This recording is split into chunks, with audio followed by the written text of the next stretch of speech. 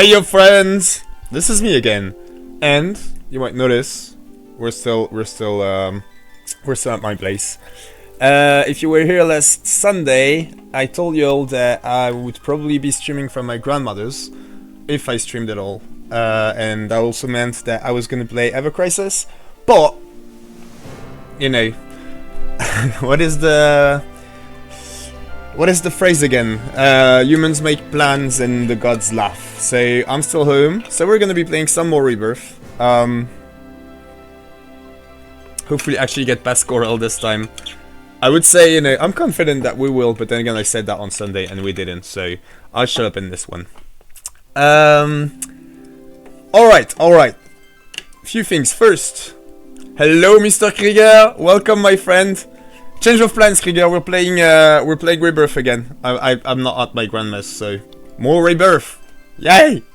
And like I was saying, probably some main story, but you know, we shall see. We're almost done with the 2 quests we have left before we can move on. So let's see. All right. At the end of last stream, I learned a new word, and this, my friends, this channel right here is not just. I know you love Rebirth, Krieger, and you know, I'm happy that I get to show some more to you. So it all works out, I guess. It all works out. I love Rebirth too. Shit. Hey ZA, thanks for being here, you guys. Right, Dehice. I am not quite sure I pronounce this correctly, my friends, but it is a term in botany meaning, and I quote, to burst or split open at definite places, discharging seeds, pollen, or similar content. Any example is anthers. Don't ask me what that is. We're not going to play the Wiktionary all night. Dehice, when the flower opens.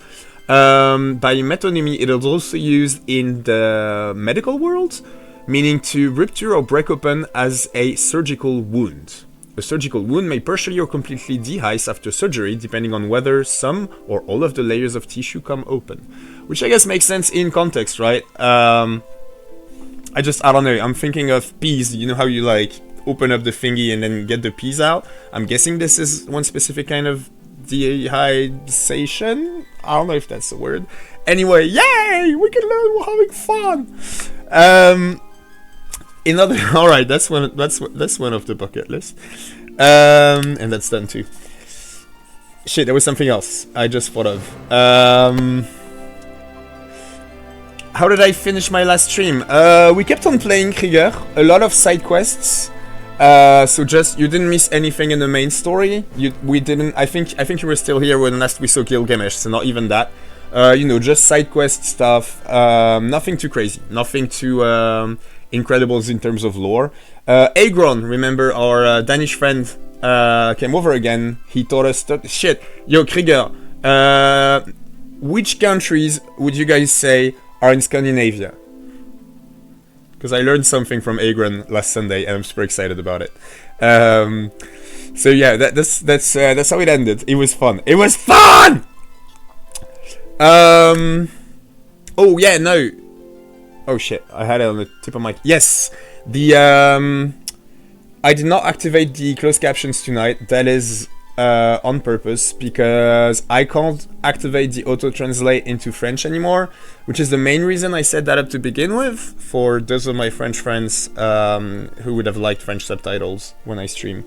And I was like on the Google Cloud trial thingy, because all the instant translation happens over on Google Cloud. Anyway, not important. The point is that I used up all my free trial Google Cloud shit, so I need to work out if I can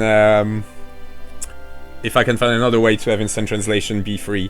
And if not, we'll do without closed captions. I'm not sure any of you guys used it. If any of you guys were using closed captions, please let me know, and I'll try and find a way to make it work again. Krieger, Norway, Sweden, Finland, Iceland, and Denmark. Wrong!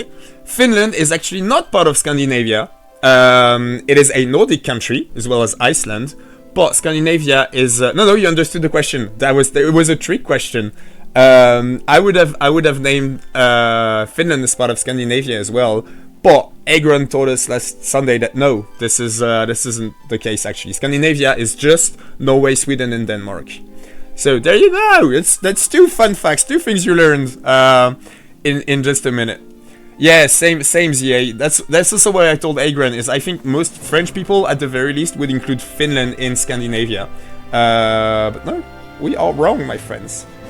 Alright, yo. Let's head to Corel, try and wrap up the side quests, and then move on with the main story, yeah? Shall we? Let's fucking go. Alright, so I did go, we kind of got, well, not stuck, but like, we needed some, you know, craft materials to craft some bird traps, and I went and got those off stream, so we can just go right ahead and set some more traps for Cloud Jr. Are we still? Yeah, we're good. We're good, I think. I expect you'll find this hard to believe, but I've actually changed quite a bit since my younger days. Where are you at, Barrett? Thanks to Tifa mostly. She really set me straight, especially as a parent. Wouldn't be half the father I am today without Barrett? her. That's so. What'd she do? Oh, got There he fed is. up with my bullshit and tore me a new one. Started yelling about how a kid like Marlene needed a proper roof over her head, somewhere safe and clean. Said sleeping outside was risky. She was right. Sure was. And not just her. The whole team helped me get my act together. I used to be a runaway train, charging full speed ahead and dragging folks along for the ride. Never thought about hitting the brakes or anything else. Had my fair share of crashes and went off the rails a few times.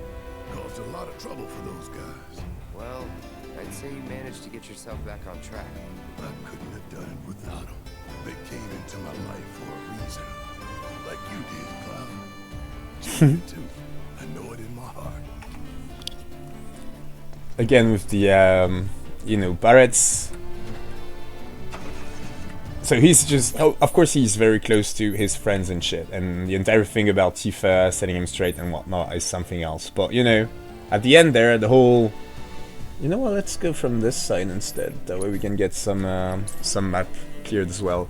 The whole thing about, you know, he was supposed to meet them, same with you, Cloud, and Junior as well, that bird that we're after right now, that they, you know, they've just met, like, for around 5 minutes. Which is why I think it's his faith and his, you know, spirituality that makes him think that way. He truly believes in fate, and I find that extremely interesting.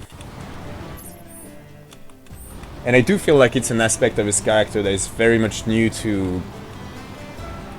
I don't want to say Remake and Rebirth. I definitely feel like we get less... We know, in OG, we do, of course, understand that he's into planetology and actually... Whoa, what the fuck was that? Caricature. Let's go kill it. I don't know, like, I know in, you know, in some Final Fantasy VII games, they are like really rare and you really want to kill them when you see one, so, you know what I'm saying. Let's not let one go. Shit, I hate the fucking... Yes! I fucking love Yuffie though. Just kill the motherfucker, Cloud, whatever. Alright. Buggy. Okay, you didn't know that, but the cross on the flag is the Scandinavian cross, right? I mean, it sure is the same as Norway and Sweden. Next I see Agran, I'll ask him about that. I'm sure he knows. I'm sure he knows not only why it is the same if it's not a Scandinavian country, but what it means exactly. I don't know, how much do you know about it, Krieger? And you know, I mean, it could just be a name that we give it because it's on those four countries flag, but that is, you know, like historically or culturally wrong or something to just make that assumption. I don't know. I'll ask him.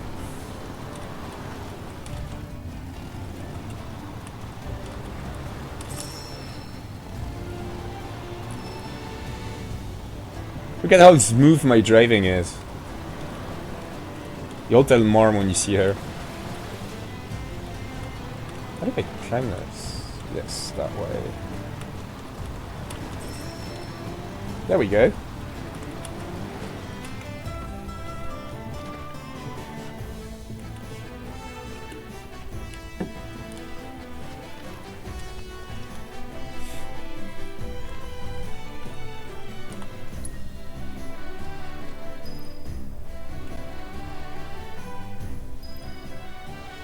Oh my god, and we gotta go back to the first one. To the traps. Our bird might have already been caught in one of the others. Only one way to find out. I love how Cloud is all like into this, you know what I'm saying? Like he's 100%. Yeah, no, let's go get a baby cockatrice or whatever the fuck Cloud Jr. was. Like, you know what I'm saying? I see why Barrett would want to do it, but Cloud is not just. He's not just along for the ride, right? He's actually into this. Like, might be caught. Our bird might be caught in one of the other ones and shit. I love it.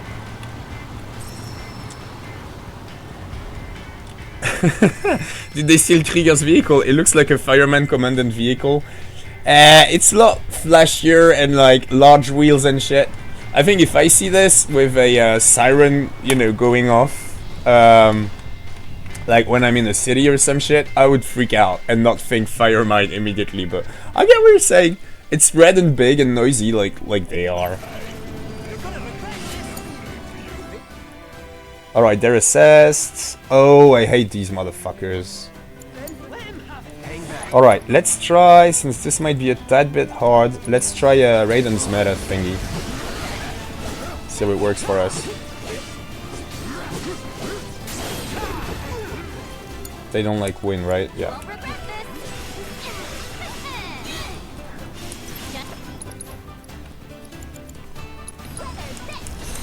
What? Where is this motherfucker coming after me? Where are they both coming after me? Jesus! Focus!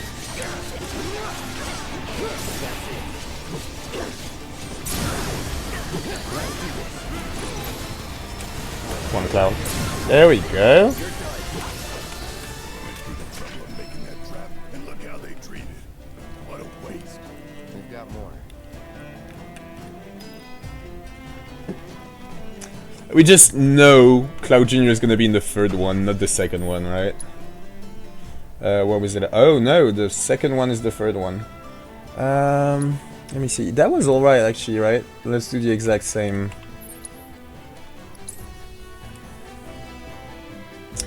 Alright, yo, so that was supposed to be a bigger storm where I'm at.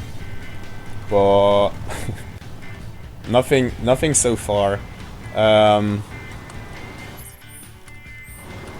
But yeah, I guess we never know, so I don't know. When I look at the sky, it really doesn't look like it's gonna go all stormy, but just in case, you know, heads up.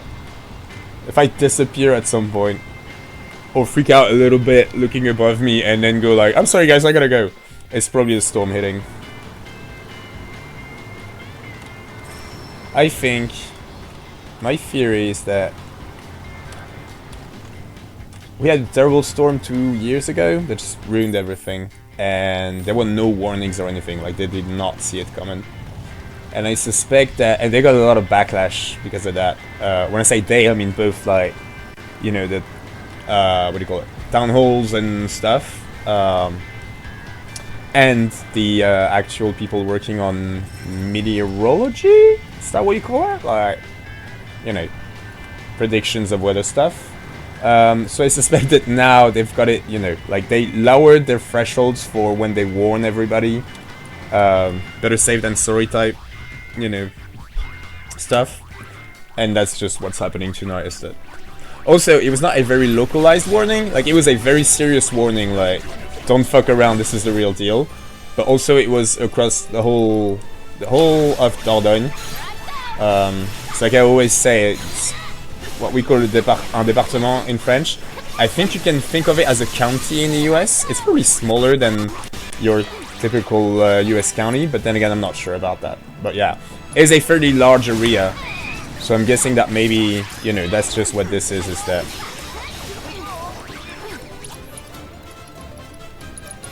Maybe somebody's getting hit real hard right now.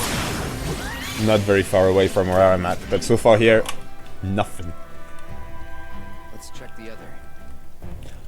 Oh, I guess we're not putting more food because they've ruined the trap. Oh no, look, I mean, yeah. I don't see how we could fix that. Honestly, it's definitely FUBAR. Fuck you, Cloud. Hey Tom, you did miss actually before you showed up. One of the characters said focus and I was like focus! So you missed it. I need to ask Raiden something about that. Hey Mom! Hello again, how are ya? How's the storm treating ya? Cause there ain't, like I was just saying, nothing's happening here. It is I don't know. It's shit. Above average weather, honestly.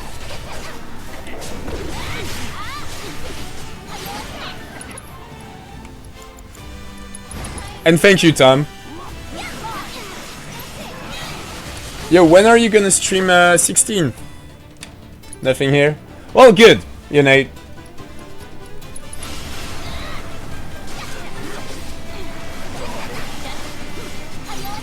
How did I mess up my wind ninjutsu?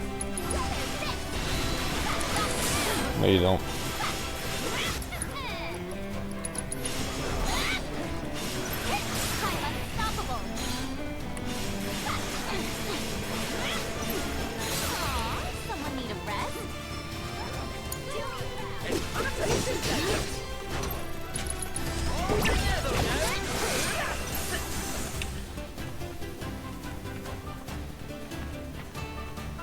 It is out yet. And is it fun? Wait. Keep it together. I'm your one-stop clobbering shop. Fuck yeah. I love catching it on the first try. What do you mean? What do you mean, Tom? Are you talking about the storm? Or are you talking about your 16 stream? Because if you're talking about your 16 stream, you tell me, bro.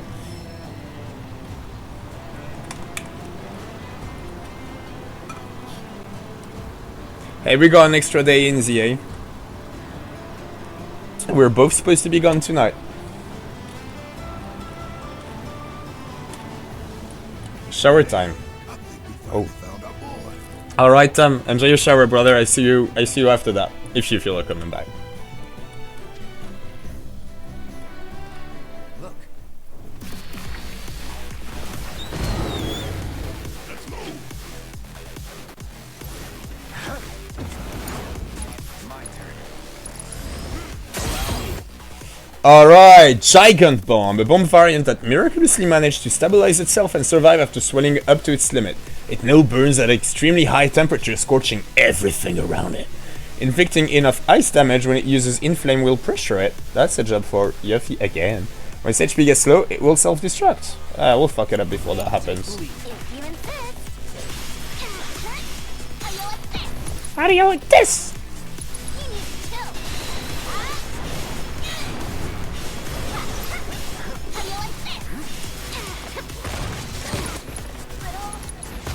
Shit.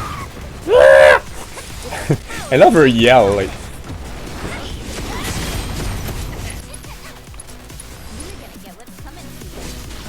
Alright, now Yuffie. No. What are you doing, Yuffie? There we go. Shit. Did I give her a cure? I did not give her a cure.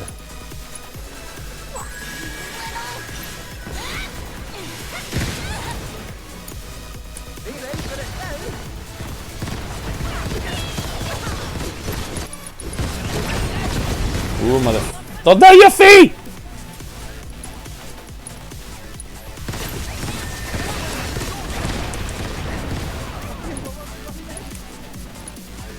Should I give no one a cure?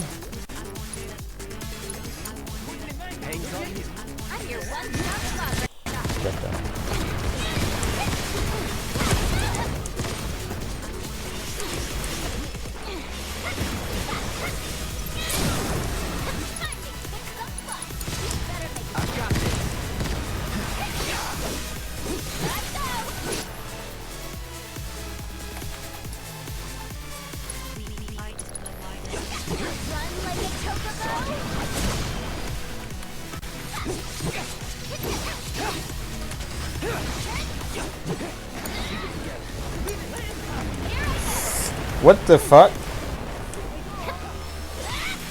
Shit, I think I got stuck against a gigantic rock.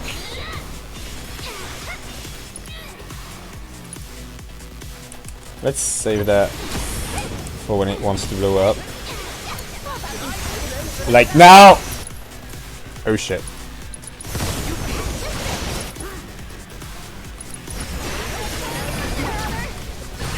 Come on, come on, come on, come on.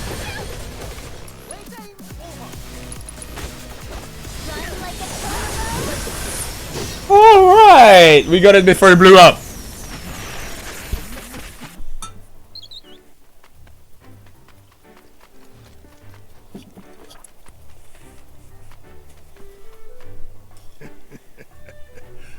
You had us scared, Junior. Thought you were gonna wind up Monster Child.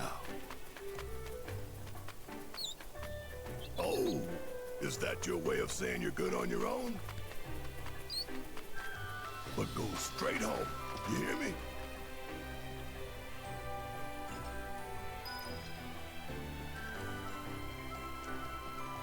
I was gonna say this quest is so wholesome and cute, and then I remembered we just like set traps so that we could bring a baby bird back into captivity, and but still, you know, I felt good about it. Barret can also be an anti-species, okay? He can't, you know, bear the burden of all the spiritual slash political slash metaphysical understanding and progressiveness of the world.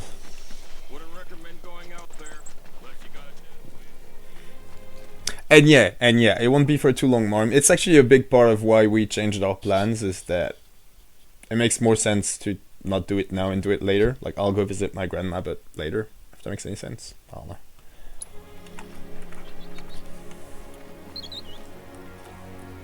Hey, mister, he's back! Clark Jr. came back!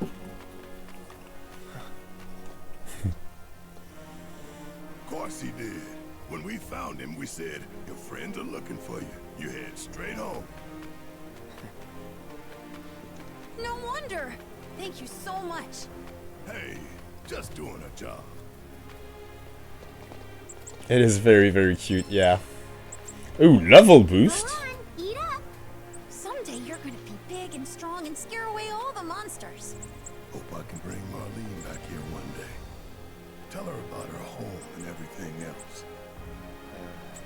You think that's a good idea? I owe it to her father. You'll feel better, maybe, but how do you think she'll feel? I don't know, man.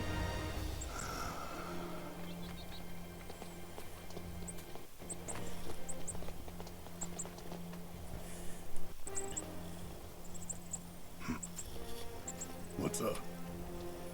My dad says we're supposed to stay away from you. Sorry. That's so. Well, don't want to get you in trouble.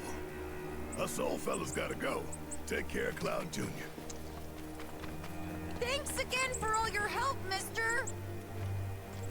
Don't mention it.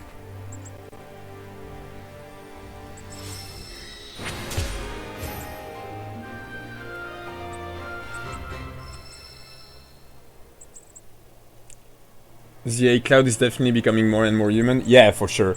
And I mean, okay. Grandpa said he used to be the best hunter in the world. I think it's more that he's letting it show more and more, like he's feeling more and more comfortable around, you know, his gang. But it is extremely satisfying to see the side dialogue and him opening up and shit. He's still growing, right? Oh, Grandpa said he'll probably grow real big.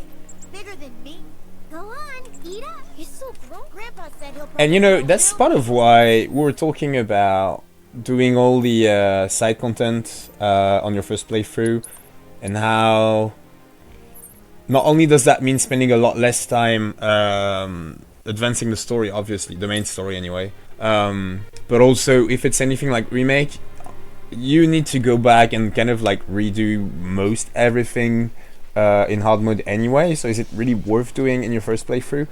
I think yes, you know, I think just for those moments alone, if not for the rest of what I get out of it, justify it, is that we don't have the same read of the story when we see all the side dialogue, when we see how Cloud evolves, and not just Cloud, all of them, right? And to me this is absolutely worth it, even if it means that I'm gonna have to redo the same side quest sometimes, like up to 3-4 times, I think, in the case of Remake. You took down the Tonberry King That Mustang. I didn't miss how people treat Barrett here. Me neither, Mom. I hate it, and it always really like. Ugh. But also, I do think there's a bit of hope there. Like, you know, the kids were not all. It wasn't just like sheer hatred at him and you know, just fucking being stuck on what happened before. It was a lot more of, you know, my grandpa said, but clearly he didn't want to, like, tell Barrett to fuck off. And then when Barrett leaves, he immediately goes, "Thank you, Mister." You know what I'm saying? Is that I think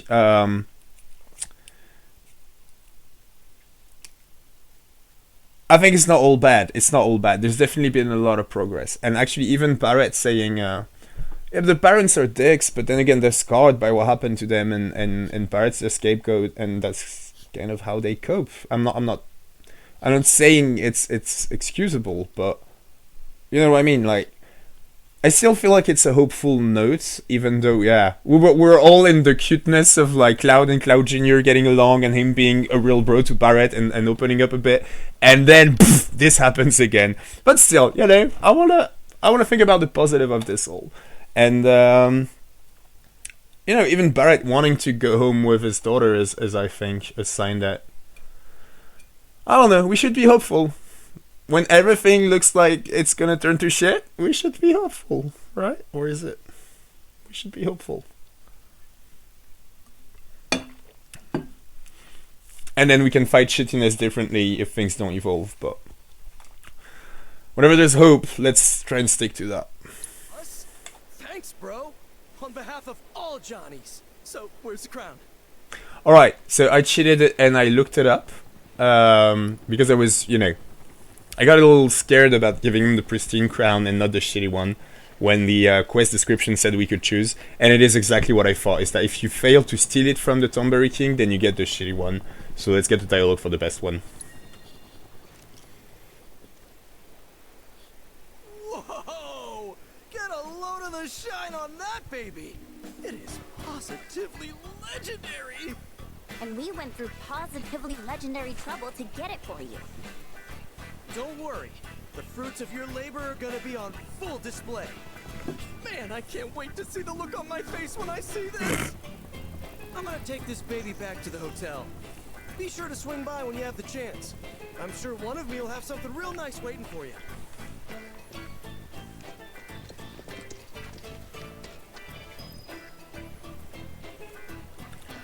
Alright, are we going all the way back to Costa del Sol? I guess so. Wow. Been a while. Can I TP there directly? No. Fucking hell. There we go. Oh, we get to drive a, what do you call it, a wheelie again! Yay!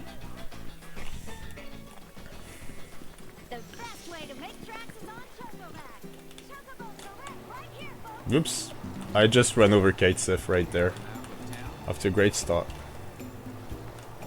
Get out of my way, lady! Hello, right? I know how you feel. Oh my god.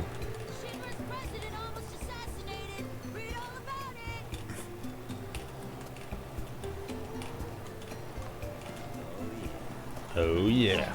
Oops. Alright. Focus! God damn it.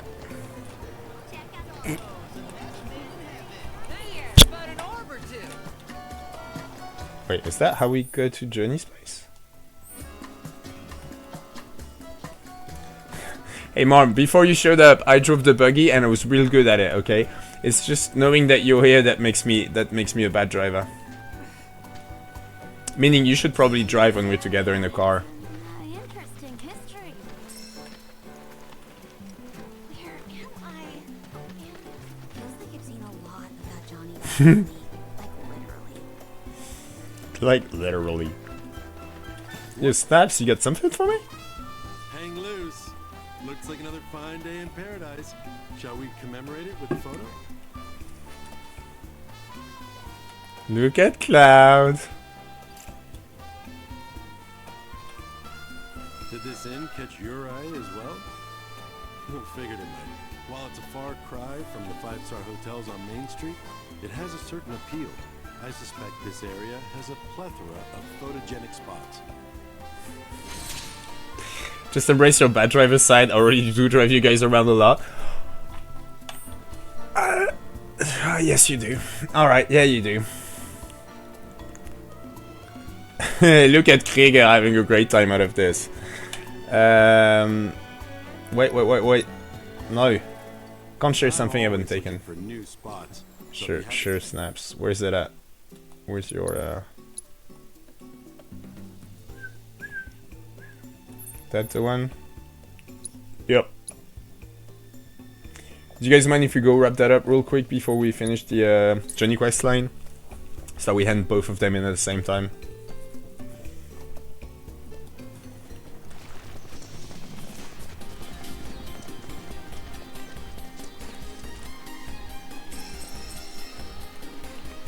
Oh, I wonder if I could have like driven up those stairs.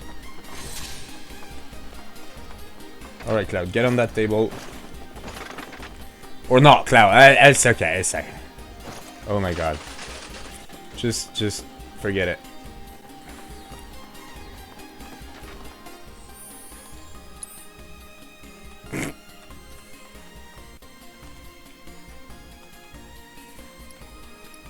Alright, let me put a filter on it, just cause. That looks terrible, isn't it? I really don't know how to do this, y'all.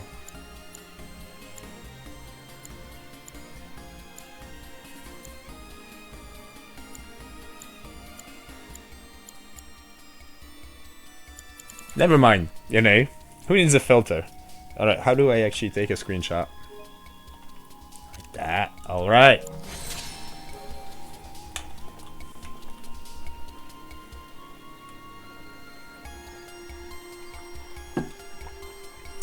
And back.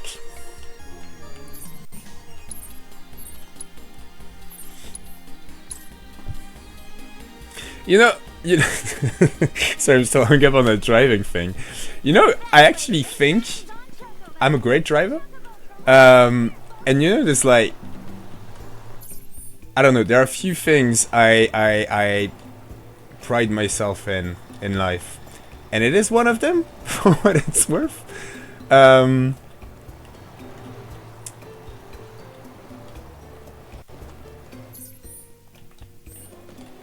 Yeah. And I guess that's it. That's all I wanted to say.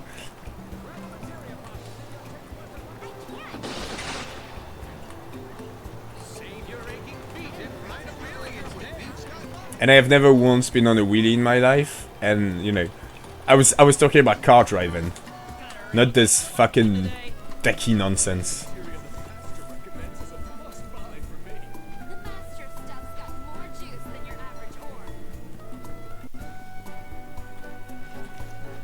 It's funny actually, because the just earlier today, I was feeling annoyed at life. Somebody on a roundabout was just like,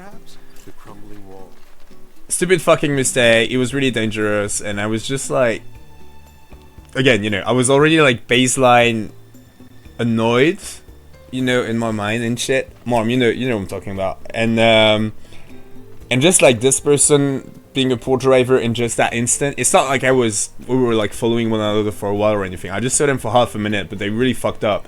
Probably just thinking about something else or checking their phone, or I don't know what the fuck they were doing. But you know what I'm saying is that I had this like burst of annoyance, like, you know, don't fucking drive if you're not gonna drive. And then I kept on driving, and I was like, dude, just because you think you're such a great driver doesn't mean that sometimes you don't get distracted or, you know, lost in thought. Or it was the sort of shit that I could have done, and I have definitely done, you know, maybe a handful of times. And it kind of like immediately after this, I started like scolding myself, like, just because you're annoyed, don't be a little bitch, I guess. And then it made me think of co-ops in Ever Crisis and how I'm kind of like that. And when I'm streaming Ever Crisis, I'm often like just being very mean to people and being all like, you know, it is insufferable to try and do co-ops with randos because half of them are fucking AFK, and when they're not, they forgot to fucking turn on auto, and when they don't do that, then they either don't pop their LBs or do it when the monster's at like 5% just to make sure that they make everybody waste like 30 seconds of their life. And what actually happens to me so often that, you know, I'm like farming something on co-op and something will pop up in real life, or I'll just like zoom out or some shit, and I will actually be the one making people wait in the lobby. And anyway, you know what I'm saying? It's interesting, this whole like, when you feel like you're good at something, I feel like it's a lot easier to be judgmental, even when you don't know the other person, and even though the actual situation where you're being, you know, where you're judging them might be extremely occasional for them, and for, you know, they're a great driver the rest of the year. You were just there for this one moment of intention in however many 100,000 kilometers they've driven or whatever. You know what I'm saying?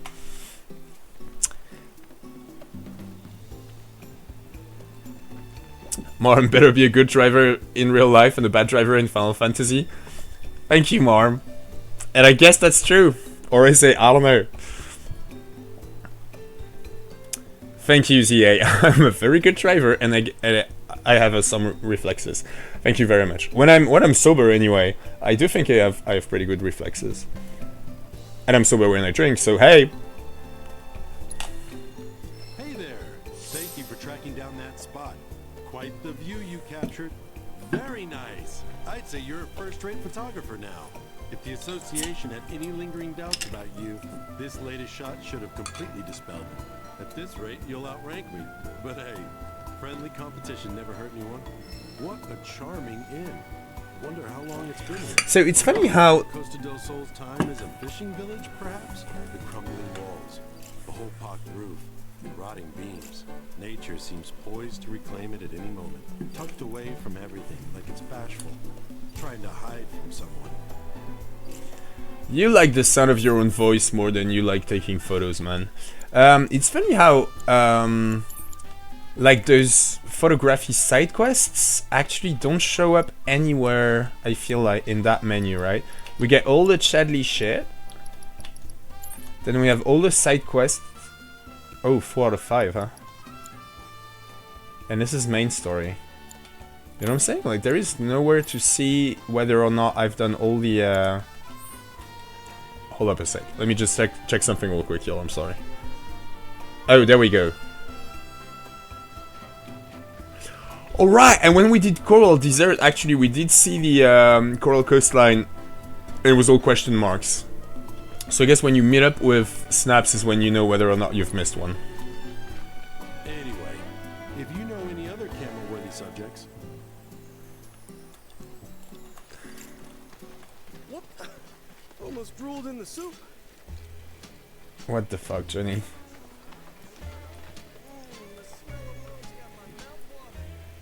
Not bad if I do saw so.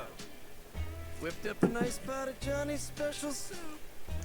Man, you have to go for a hot shower. What are you even... Why don't you just let me do it? What are you painting and how are you doing it? You gotta spread it. Chop, chop. Oh my god. Alright, where's the real Johnny at? Bad if I do saw so. I do salsa. Jesus fucking Christ.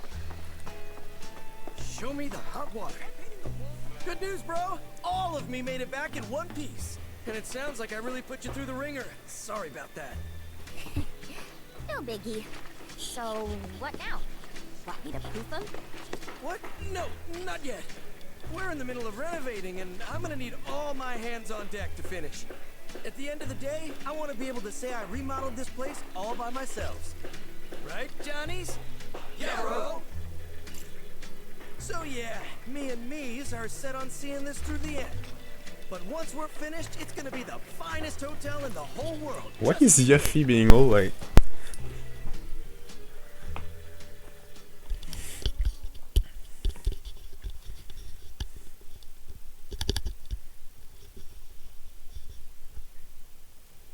Welcome to Johnny Seaside Inn Remake. Wow.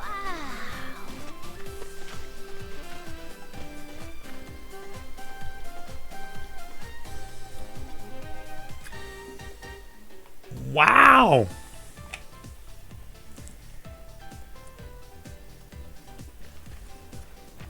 So, what do you think, bro? I'm impressed. Without you guys, none of this would have been possible.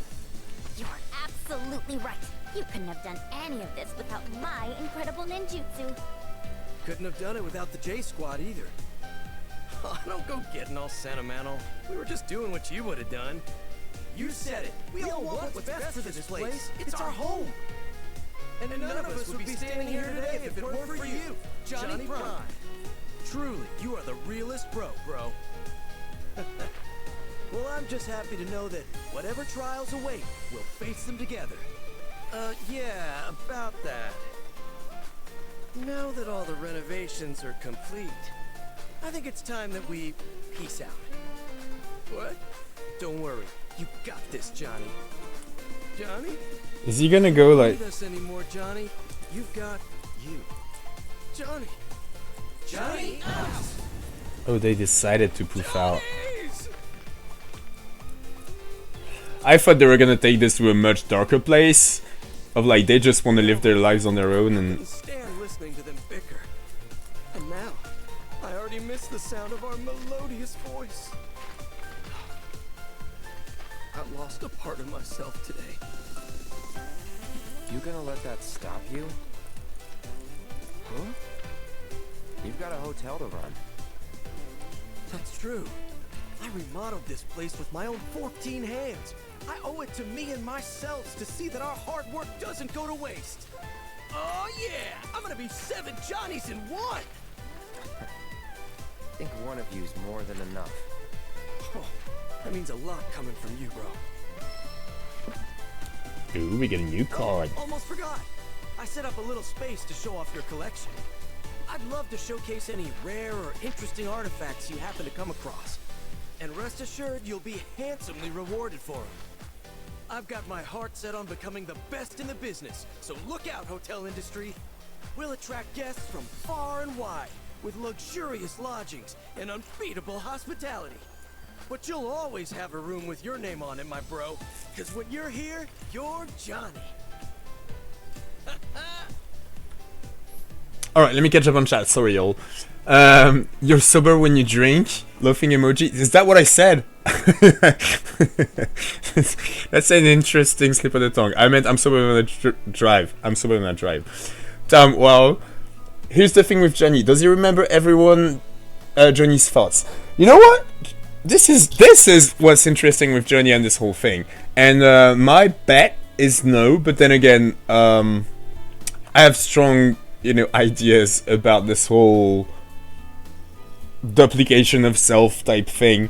I don't know if you were here, Tom, when I ranted about this and how I believe that since, at the instant Yuffie created them, they were all in a, even if just that, like they were all at a different spatial position, which means that they started experiencing things differently. And in however long has actually happened in canon here, like what has it been, maybe a couple days, they have probably diverged a whole lot. And I would guess that if it was like all reabsorbing them and that he remembered everything and he actually was 7 journeys in one, he would lose his fucking mind for a minute. It definitely wouldn't be just like, and then he's all like, oh no, where are they? You know what I'm saying? Like, I do feel like we actually have an answer to that lore question, Tom, and the answer is no. He's lost whatever happened to those 6 other journeys right there. Krieger, you want to complete all side quests before you continue the adventure? Or I just love hanging out with all the Johnnies. No, I do want to do all the side content before I move on, y'all. For those of you that hate it, I'm sorry.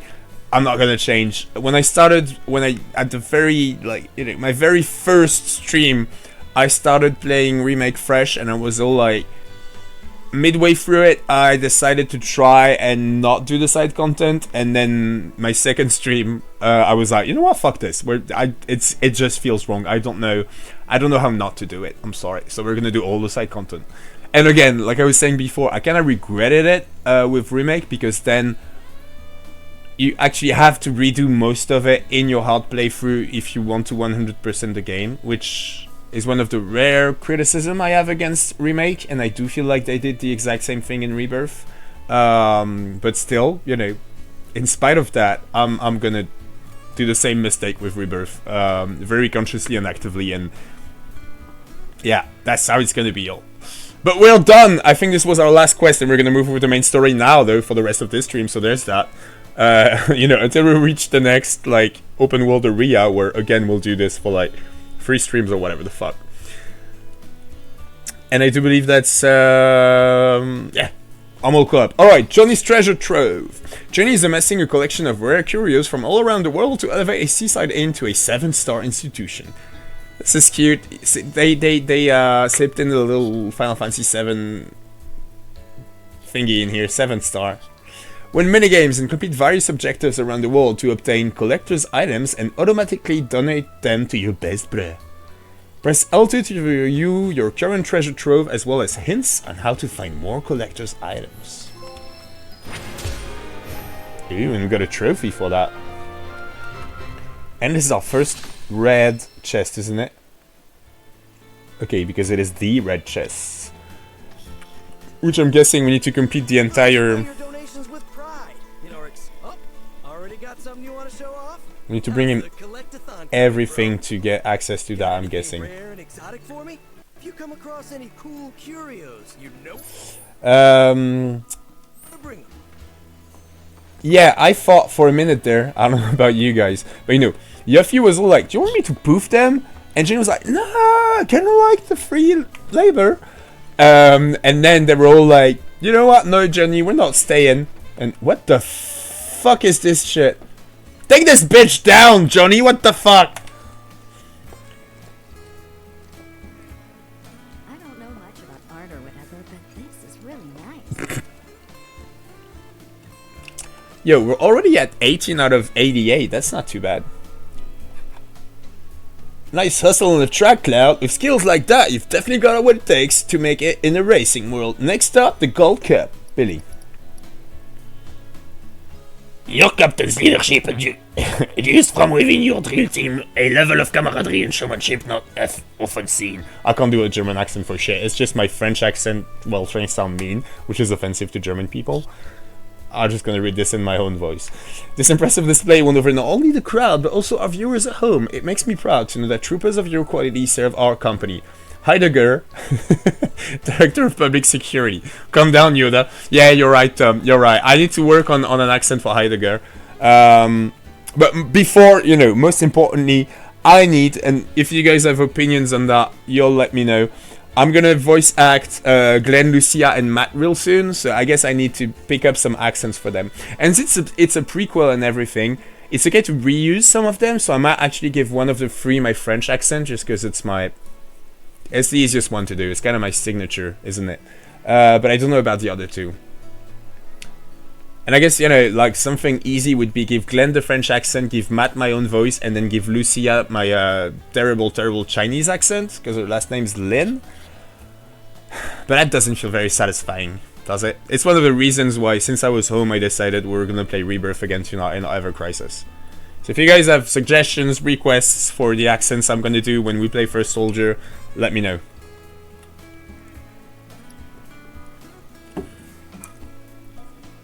Congratulations! Your performance here was nothing short of immaculate, befitting of such a momentous occasion. Today marks a new era for Shinra, and your patriotism will be the cornerstone upon which we build our better tomorrow. President Rufus Dickhead Shinra. Congratulations, Cloud. It was an inspiration to watch you rise through the ranks in your quest to be crowned the champion of our Queen's Blood tournament. On behalf of the entire Shinra 8 crew, we look forward to having you with us again for another rousing round of cards. You know what is scaring me, you guys, is that there is no little notification symbol on the new ones we're getting, which means that if I want to read through the 18 that we've already got, I'm afraid we're gonna reread everything every time we get here. Should I just skip? Let's just like very quickly scan through them, see if there's anything ridiculously lore relevant, and if not, we'll come back at the end of the game and see what we have.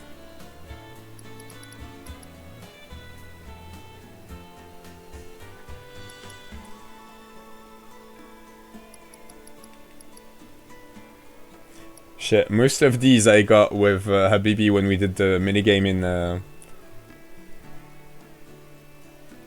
Gold Saucer.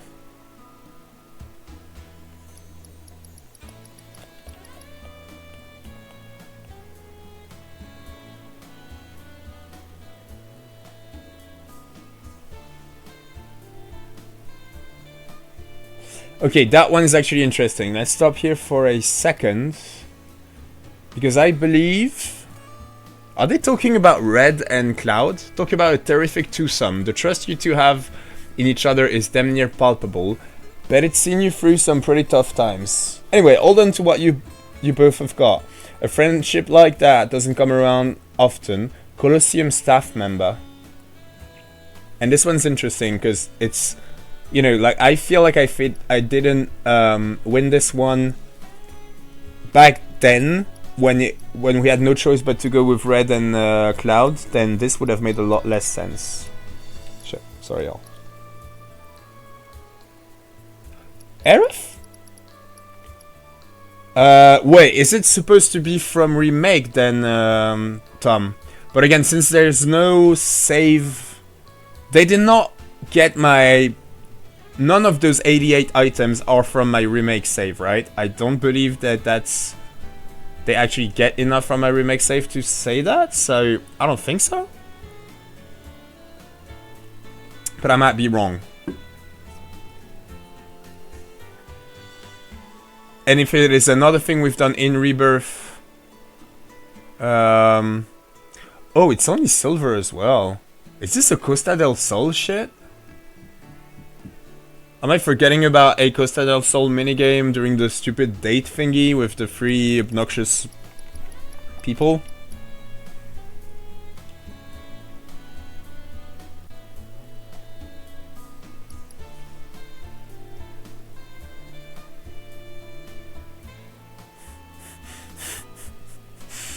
I just want to read this one because nice one, buddy. I'ma say you put on a fine performance. Better watch your back, you punk ass bitch. There's 0. Ain't that sweet? And we have a quote from Tifa, so it's a nice when you can grab a drink at a vending machine and just relax for a bit. Forget about everything and take a breather. Shame they don't have a changing room and shower though. Sometimes I'd kill for one of those. Alright, it is poking fun at themselves, so I guess that makes it okay. Fuck Scarlet. And fuck the Costa del Amor, whatever the fuck.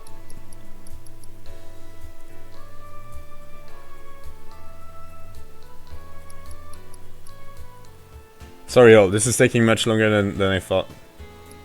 We're almost there. And the good thing is that, again, like, I'm not gonna... Okay, we good. I wanted to make sure there wasn't anything too, you know, incredibly low relevant here. Because I feel like we can't just read each one of them every time we come by. Oh look, this is the crown! He said like, it's gonna be the masterpiece and shit. Is it the masterpiece, Johnny? It's kinda just like sitting there. It's got a nice red cushion, but... Yes, ma'am, it is. Know who his friend is? Also, it's supposed to be a hotel, but there's like 3 rooms? How much are you making them pay, Johnny? How do you... What do you leave off of? What the fuck is this business venture? I heard they got some unusual pieces here.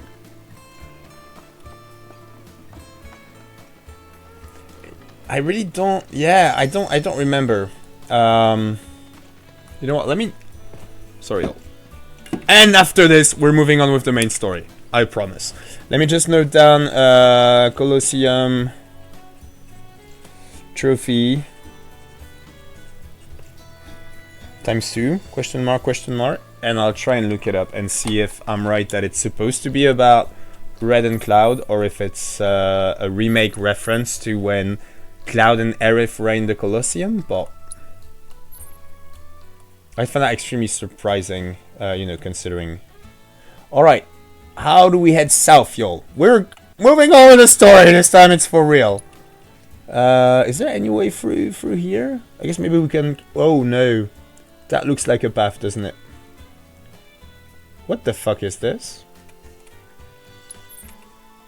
Oh, it's the mushroom thingy from the Mughals. We're fine, we're fine. Alright, yeah, that's where we want to be. Let's start from here, maybe? Alright, story time! Unless we bump into more side content, but I really don't think we will. Buggy! It's here, Morgan.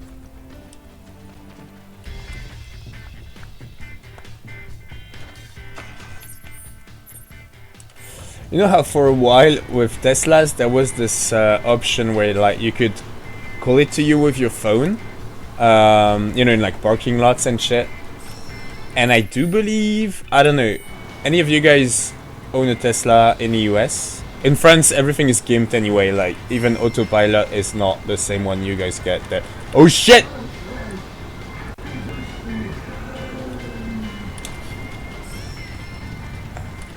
Is that all Gilgamesh was? 2 barrel of ginger roots and some sage? Fuck.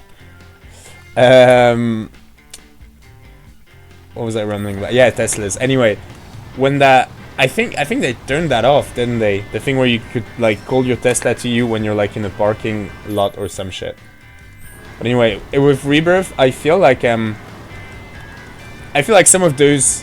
Like, you know, a lot of there are so many videos on the internet, and I feel like a lot of people would like call their Tesla, you know, just to do like a 5-meter fucking, you know what I'm saying, drive, when they could have done it a lot faster, just for the pleasure of having their car do it. And I very often, when I fast travel and my buggy is right there, sometimes I just call it before even checking whether it's around me. You know what I'm saying? Like I am one of those early Tesla owners. Wait, how did I get turned around? Okay, I guess we want to go through here then?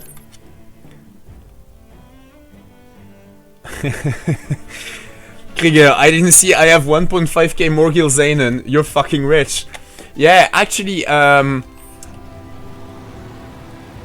say don't spend it now, because I've got a few ideas to make it fun. I just need to work on it.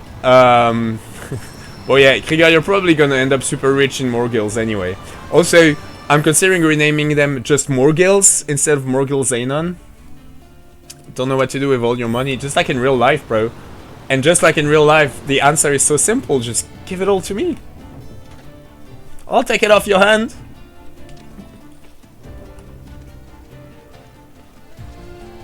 I don't know that it applies as much with Morgils, since I've got pretty much infinite Morgils. Oh, come on. Danger, how high voltage is gonna, like... Well, actually listen to the sign and not go. Really? Fucking hell. So yeah, I'm gonna add a bunch of shit that you can do with the channel points. In case you're confused, people. Krieger and I are talking about the channel points, so you might have noticed. Keep those eyes peeled. For a jump though, that's what.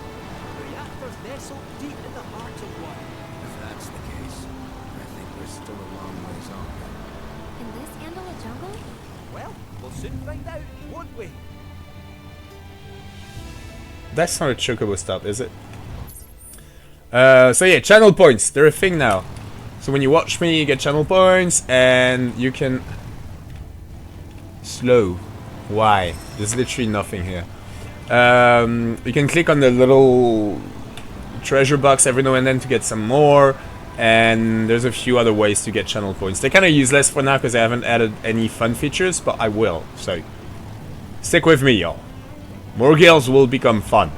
FUN!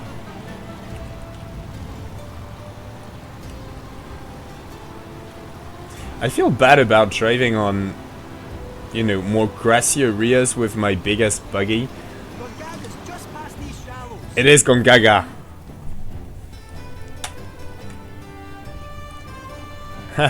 See how Aerith freaked out a little bit at that? Alright, but before the shallows, this has gotta be a cache, right? There's gotta be loot in here.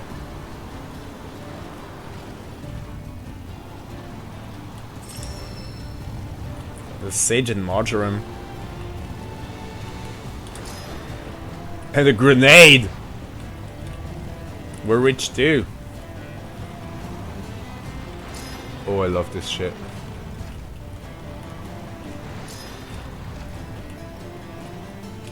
Huh. It's not a cache, it's just a place with random loot. More, I'm not, it's not that I'm driving poorly, it's that I'm trying to get all the treasure while not leaving my buggy, okay? It's actually extremely hard and professional what I'm doing. And this is a chocobo stop, no? No. I guess they're deserted Republic era bus stops? Which is interesting lore-wise though. Yeah. Alright, what the fuck are you doing, Morgan? No, sorry. We said Gongaga. Let's go do some main story. Alright. But look, there's something there. It's the Corel airstrip. Are you guys sure you don't want to go check that out?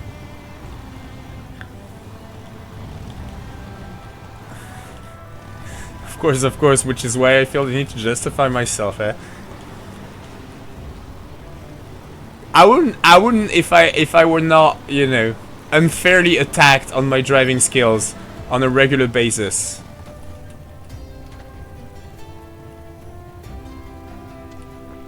I think this whole, you know, you would not provide proof of your innocence if you were innocent, is kind of fallacious in the first place, and it's such an easy way when you've accused people wrongfully to go like, okay, this is starting to sound weird because, you know what I'm saying, but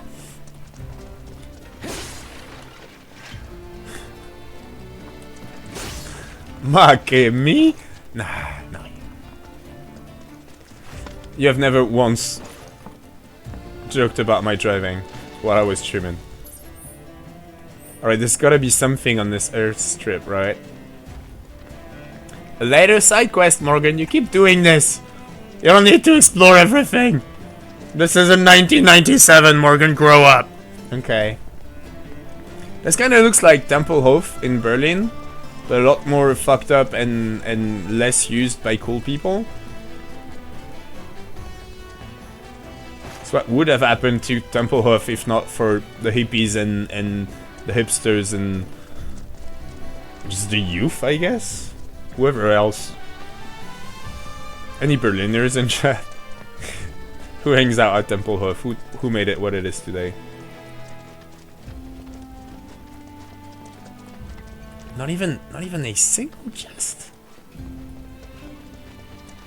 I don't even know. Are there chests out in the wild in Rebirth that are not part of a cache? I'm not sure. I'm not sure I've ever found one. Which means really I should stop OCDing and exploring everything when there's no cache or reason to be there, because I'll just come back later. I probably have a pretty good idea of when that is, even considering OG story and shit. That's the way we came through, right? Well, we can fast travel.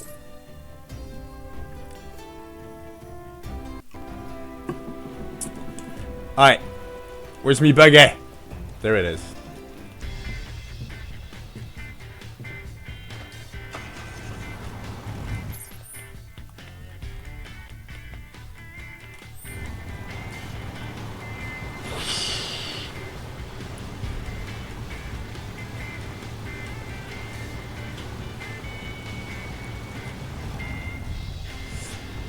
Morm, you mean the chest will appear when the story make it relevant that you visit this place?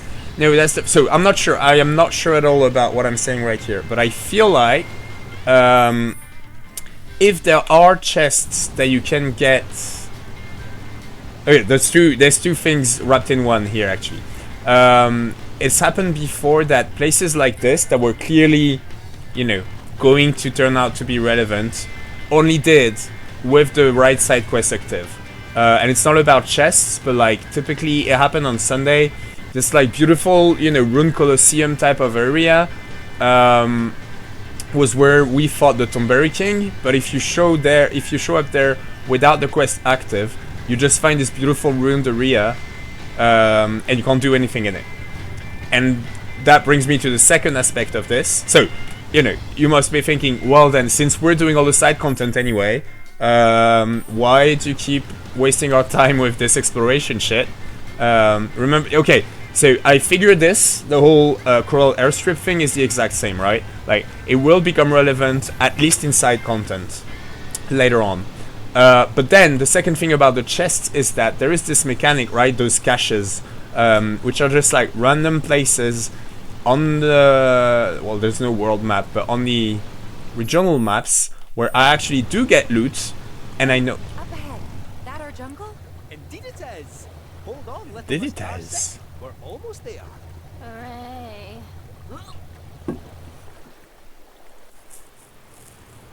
Sorry, let me pause for a bit.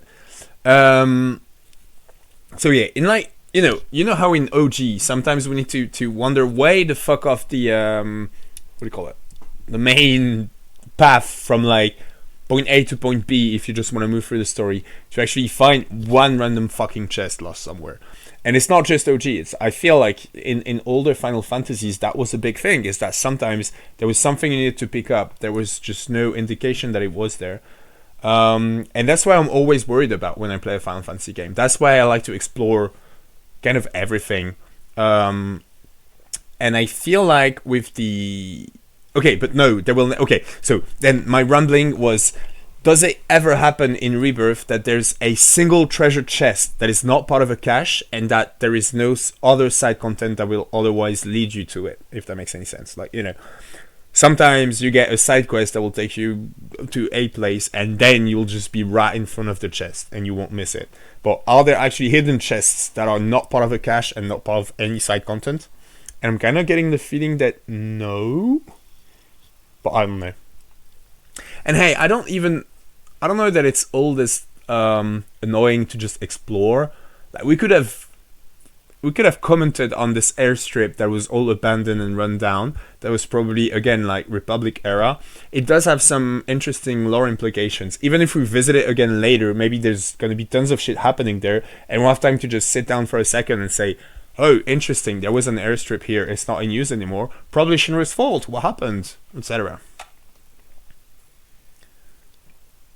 You think it's worth exploring, and you will explore if you were playing?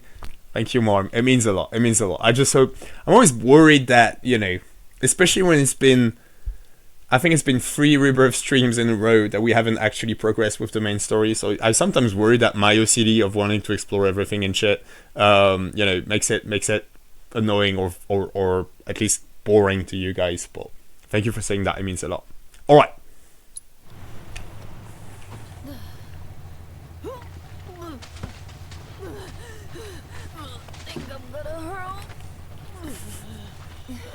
Bit overgrown for the poor old buggy. We'll need to carry on foot. Oh, I meant to say, there's a village up this way. That's Fancy way. popping in? The reactor's not going anywhere, and I bet we could all do with a wee cat nap, eh? Sure. Let's. Aww. Cloud, you okay? I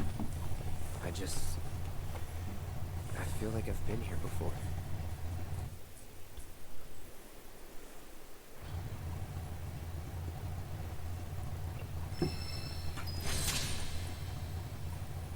Oh no. Oh no. Are we in the Gongaga region? Are we gonna get tons of new side content? I lied, yo! It's gonna be side content again! Yay! Kujara. Okay, and... Again, we're in that weird spot where I don't want to spoil you guys if you've never played OG. And this is the first time you're seeing any of this. So, heads up. Large insects that infest forested regions. At first blush, they appear to be a disturbing amalgamation of other arthropods. To attract prey, they are capable of twisting their form to resemble that of a flower. Hitting them with powerful offensive abilities will pressure them. Alright. And they don't like thunder or ice.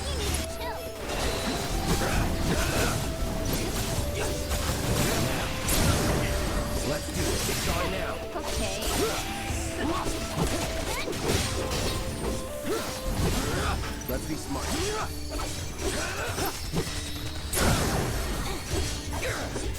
It is just sad how much better I am at playing Cloud than I am most other characters. Okay, so yeah, heads up. I'm gonna talk. Krieger, yes, side content, even more fun than minigames. Mom said she liked it. Okay, and you know, we do get some lore out of all the exploration content. Oh shit, those were deers. That freaked me out a bit. But yeah, especially ZA, I'm sorry, this is probably the last stream that you can watch for a while, and it's gonna be side content again. Actually, if I'd known that we just move out of one region right into another one, I might have played Ever Crisis just for you. But anyway, now that we're here, let's just enjoy the side content and talk about Gongaga, y'all. So, heads up, and also to all of y'all who actually have played OG or whatever, please don't say anything that we are not supposed to know at this point in Rebirth. Oh, Krieger, you know what? Just like you, this is probably the sweetest thing I've heard all day. That's just adorable, bro. I love you, man. Alright, so spoilers for not even all of OG, but OG up to this point. Play!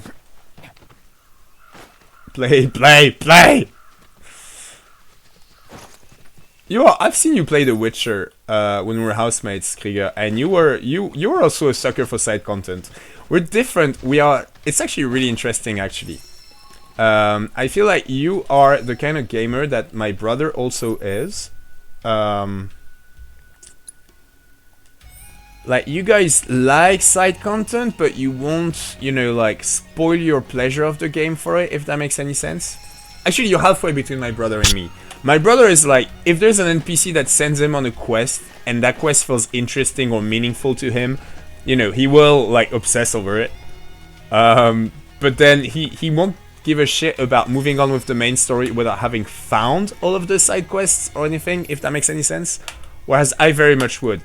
And I feel like you're kind of like halfway in between us two, Krieger, aren't you? Like, you do tons of side content when you play games, but not all of it, and you're cool with not doing absolutely all of it. Am I right? Am I just making shit up? I don't know. What do I even have so far? Oh, I guess until I reach the tower, nothing. And the tower might give us clues on where the chocobo is, which would then make the whole exploration faster. So it might actually be smarter, Morgan, to start with the tower, which is in the opposite direction of where you went. Or is it? Was any of this? Yeah, there was a rest spot here. Let's head back, y'all. Let's grab the tower first. In the meantime, Gongaga. Oh, and I just spent a cushion for nothing. Then again, I've got plenty of them. Yeah, you're totally right. Alright, thanks, man. I appreciate that you know, that I didn't misinterpret it all, but yeah. And I do, you know, I wonder what this says about us as people. No, I don't want to buy a 2K materia. Let's keep on being cheap until we have absolutely no other option. What does it say about us as people, the way we approach this very specific aspect of not even all, but some video games? I guess it's, no, maybe nowadays with like platinum trophies and all that, it is every single video game. How do you guys think we even get there? This map's a fucking mess. But yeah, some people will just play and enjoy a game and then move on to another one. NBD, you know what I'm saying? Ooh. Yeah, but I can't dig. Rabbits, I like you, but I don't have a chocobo here yet. I'll be back. I'll be back.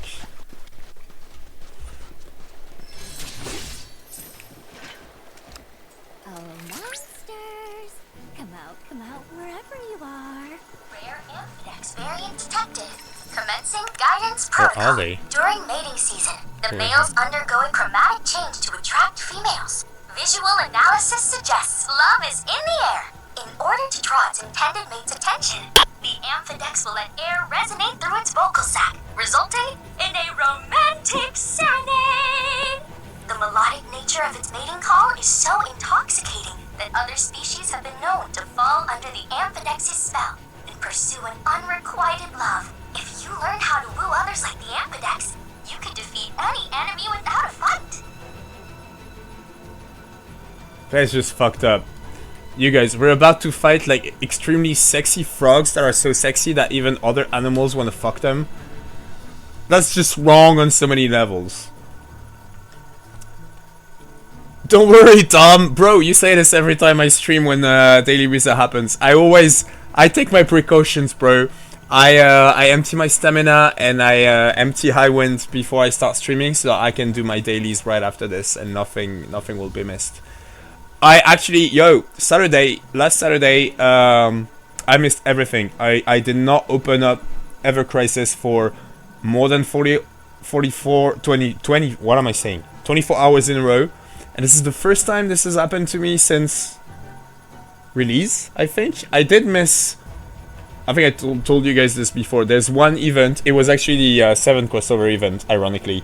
But I don't have the OB10 weapon event from that. Because I was just too... Actually, no, I could have definitely farmed it. But I was all like, you know, procrastinating and figuring I would farm it right before the event ends. And then right before the event ends, I was doing real life shit. I did not realize. And now I will be stuck with a OB6 Ashura until the event comes back around. But anyway, yeah, I missed my first full day. I really do believe since release. Sometimes I mess up and did not do all my dailies or some shit. Several times this has happened, but I think this is the first time I genuinely do not log in at all. I'm probably out of sync with the regular daily rewards. We could probably check against any of you day one players who've never missed one. How many I missed? But anyway, yeah, Krieger, you're the type of player who finishes all side quests before doing the main quest. But then Krieger, again, correct me if I'm wrong, you're not the type of player who will, like go back after you finish the game doing all the side quests, redo it again on hard mode or whatever, or go and get everything you did miss just to get the platinum trophy and that type of shit. Right? Alright. Don't overdo it. I need to get rid of Kate Seth. I feel like this is gonna be a hard fight. I'm always bad at fighting frogs.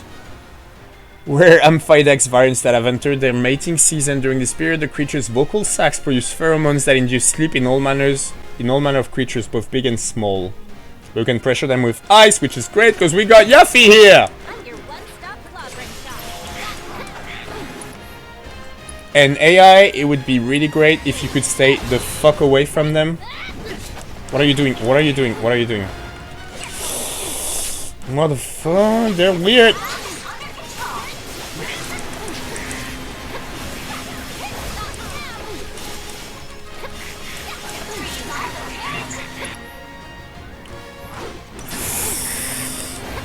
I did not mean to get my shuriken back, that's alright. Alright, we pressured one.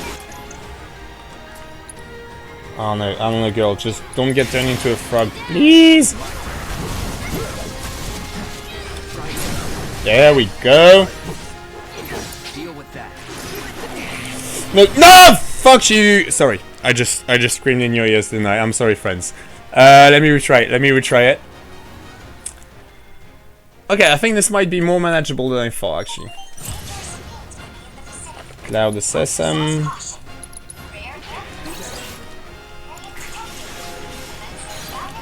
There we go, we want Ice Ninjutsu.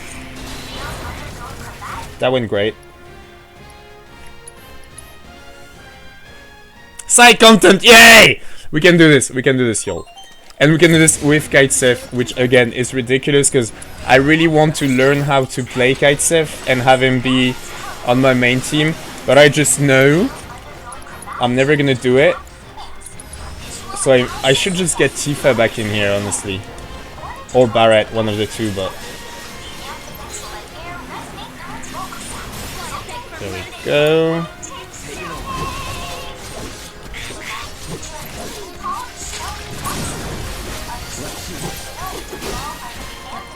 Take the lead. If you insist. Run like a chocobo. Stab like a tomberry. Oh, this motherfucker, he almost got me.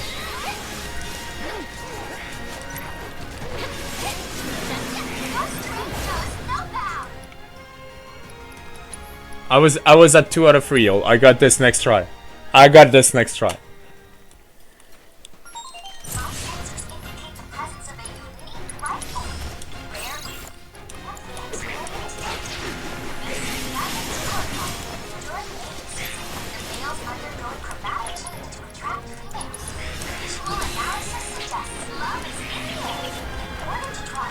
Get the fuck! Stop running after me! Gross fucking French person.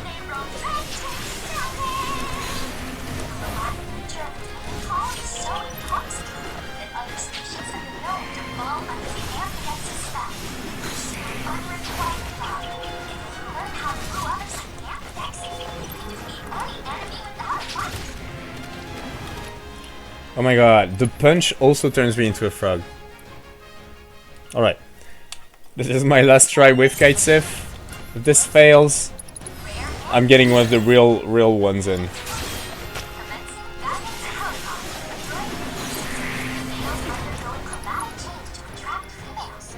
What the fuck? I guess.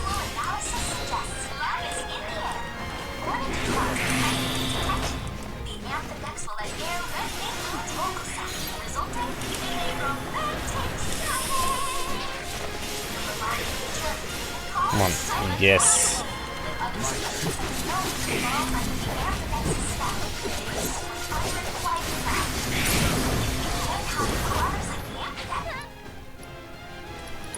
Alright, I promise. Goodbye, Kitesep.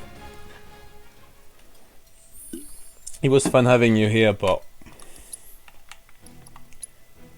And it's one of those things where I'd say, I'm gonna try and learn how to play Kitesef off stream so that we can get him in. And do we want Tifa or Barret though, y'all?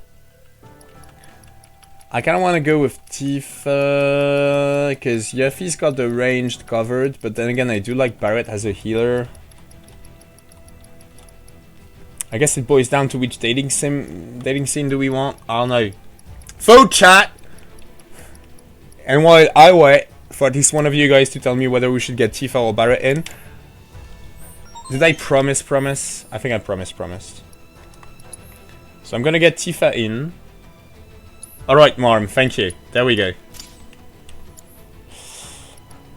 It also means we need to do some real quick menuing, y'all. I'm sorry, I'll be just a second. But, ooh, we got... Look at these. We don't have these in Ever Crisis yet, do we? They look amazing. I want them. I want them for my Ever Crisis Tifa. Unleash a flurry of powerful strikes. Excuse me.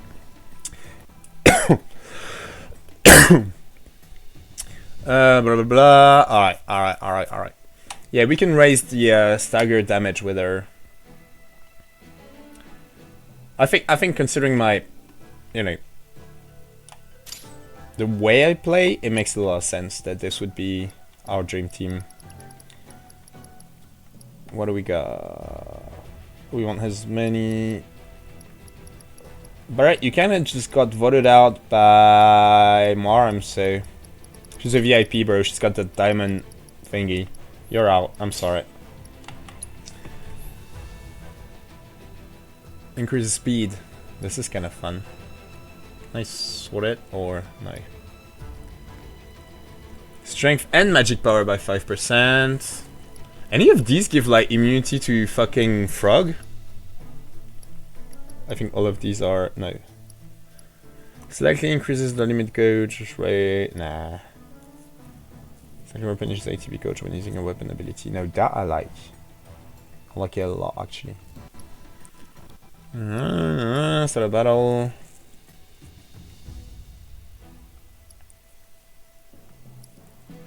Oh, do we want Gale?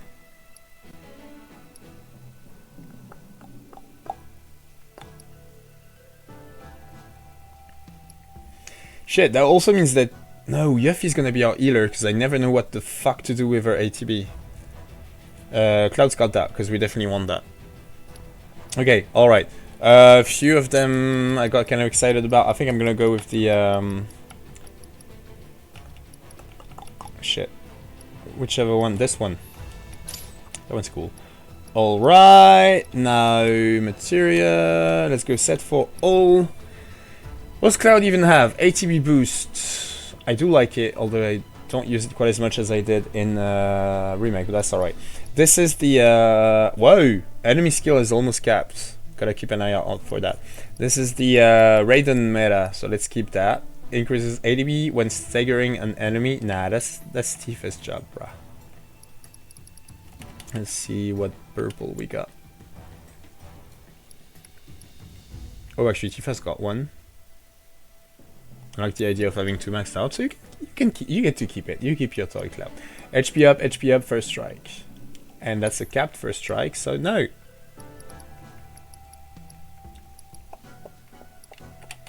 Give me the purple ones. Volcano Master, steadfast block, precision defense. I don't ever do that. Fuck that. Alright. No purple ones. Having a capped out prayer is great, but Tifa's working on that, and Tifa's... No, Tifa's not our either. Oh my god, I'm surreal. We're gonna be menuing for a minute, but I feel like this is the team I'm gonna be using throughout the rest of the... So, it's worth it. It's worth it, okay? You all want an ad break while I go through those menus? See, I also feel weird about ad breaks because I'm the master of it. I guess the nice thing about letting the algorithm do it for me is that I don't have this weird thing where when I actively do it, I feel like I'm forcing it on you guys, if that makes any sense. We do have one revival materia, which we do want to level up. And okay, but we also want some amount of magic. Cloud's not ridiculous as magic. This makes sense. Excuse me. Alright, I think that about does it for Cloud. Yuffie! We don't have... Yeah, all our steel materials are capped out, but we don't want one at all times. He's got assess, right? Yes.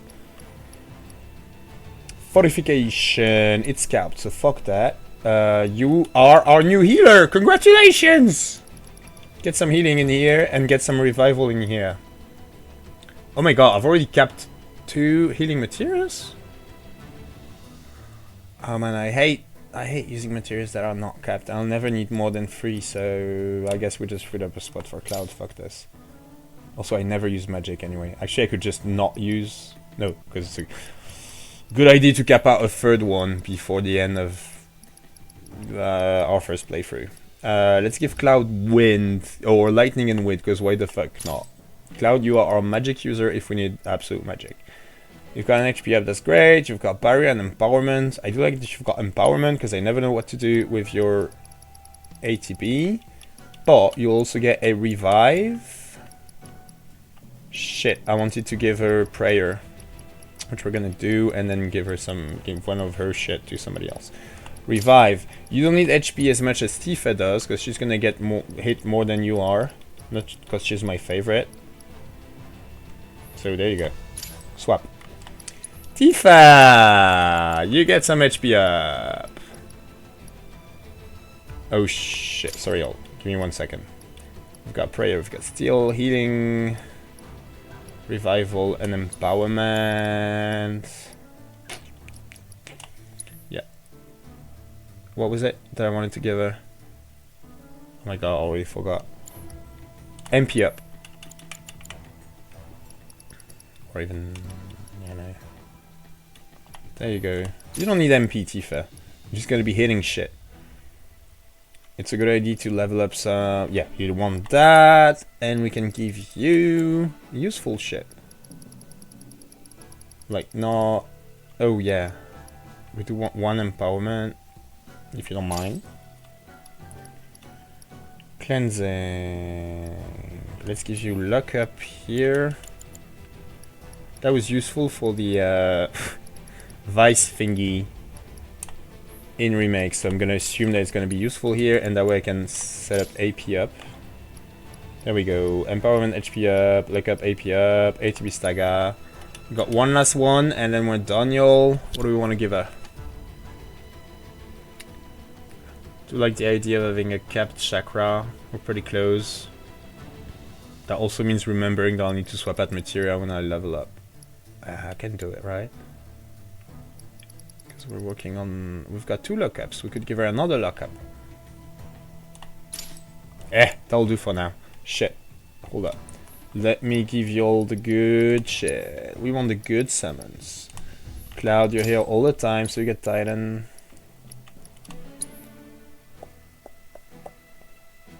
Yeah, I need to actually go and unlock the other side content ones. I guess that's alright. And lastly, the limit, whatever the fuck it's called.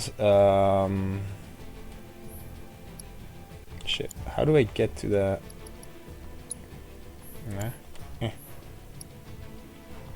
How do I change my weapon skills? What the fuck? Combat settings? Sorry, it's been a minute since I've done this.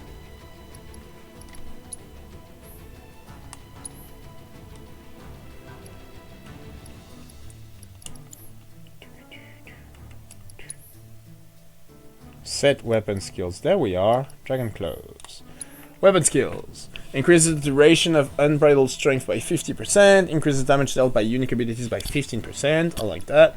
Attack. Damage dealt by basic attacks. Magic attack. Weapon ability damage. Let's go with enhanced techniques. And weapon ability damage. And with that, I think we're all set.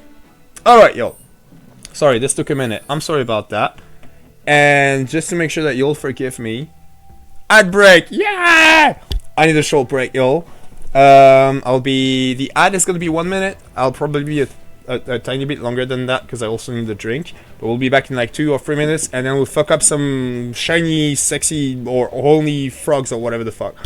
And then we'll do more side content. Yeah, I'll be right back, yo. And we're back. Alright, let's jump right in, you guys. I'm curious though, if any of y'all... Oh shit, I'm an idiot. I removed first strike from Cloud. And I just fucked us right over. You know what? Let me just switch it back to Kitesif and then we'll retry. Just kidding. If any of y'all... I am gonna give him first strike though. Too bad about the AP, but I do like being able to just go right into assessing, if you know what I'm saying. There, we established that you're not going to be staggering people. Yuffie and Tifa are, so yeah. If any of y'all saw what ads you got, I'd be very curious to know. So if you can just write down in chat, and we'll talk about ads more in a second. But I'm gonna focus on this fight first. Keep it together.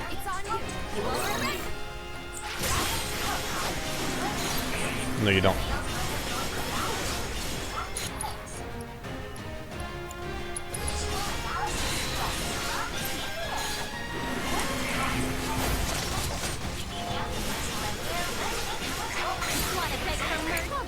I got it.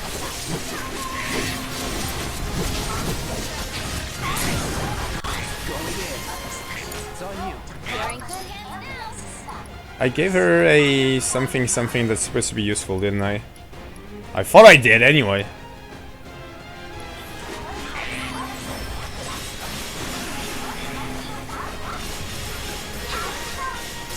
I hate staying on the ATB like this. It's just stupid. Tifa! Oh man, it feels so good to have her back.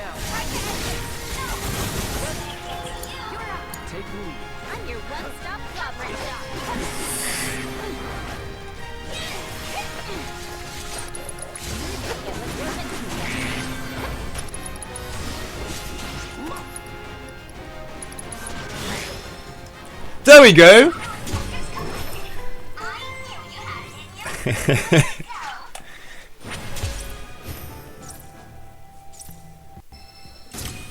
Moram, I got the feeling I might lose my VIP status because I still didn't see any ads. You know what?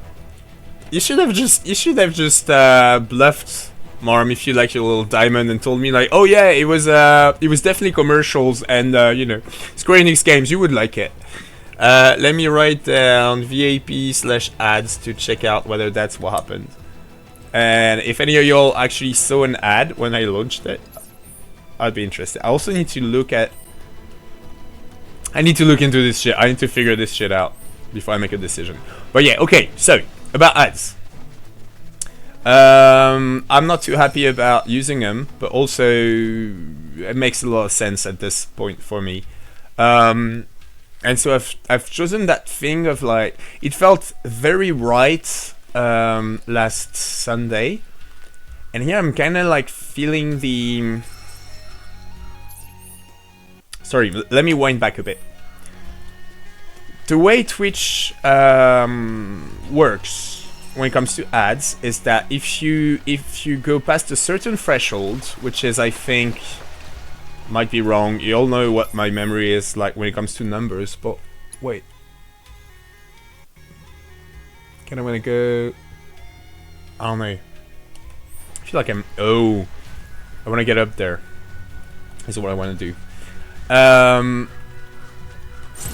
Oh my god, more frogs! Why does it have to be frogs?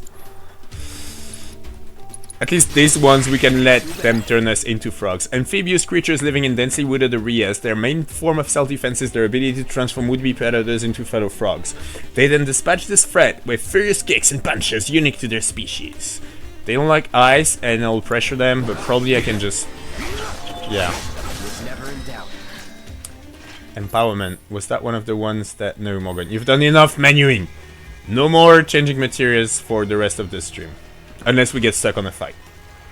That is my promise.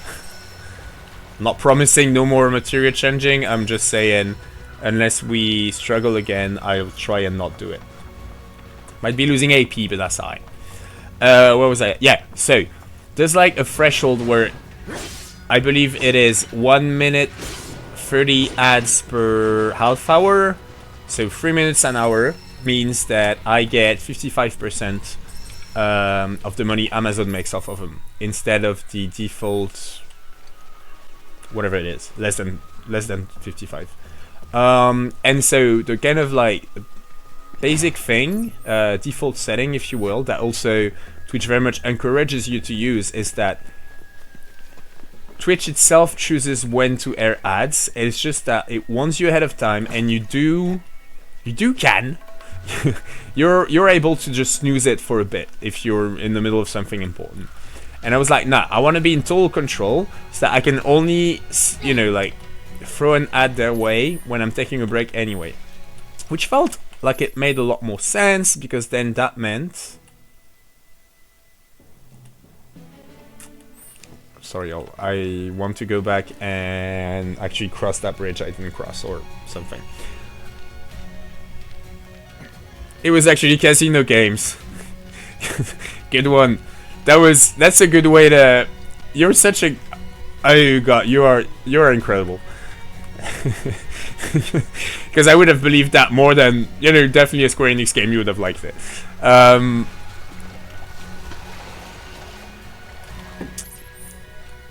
did manage to climb up at some point. I don't remember where. Shit, what was I saying? Yes. The nice thing about actually letting the algorithm do it for me, and still trying to be, you know, like,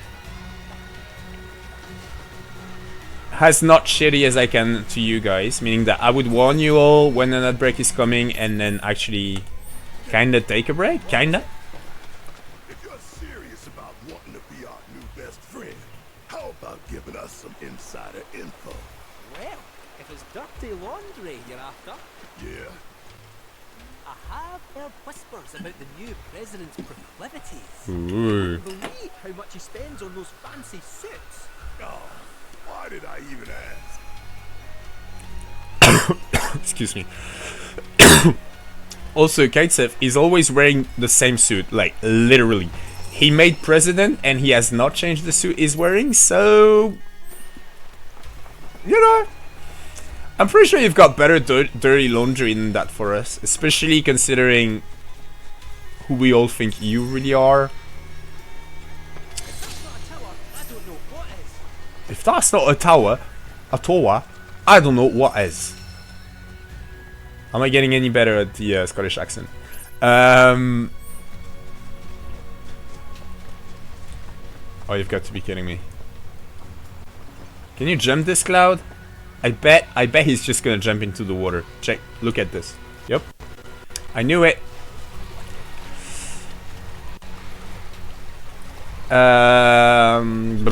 Ads and whether or not I should try and control when I send them. The nice thing about letting the algorithm do it and just trying and do right by y'all is that I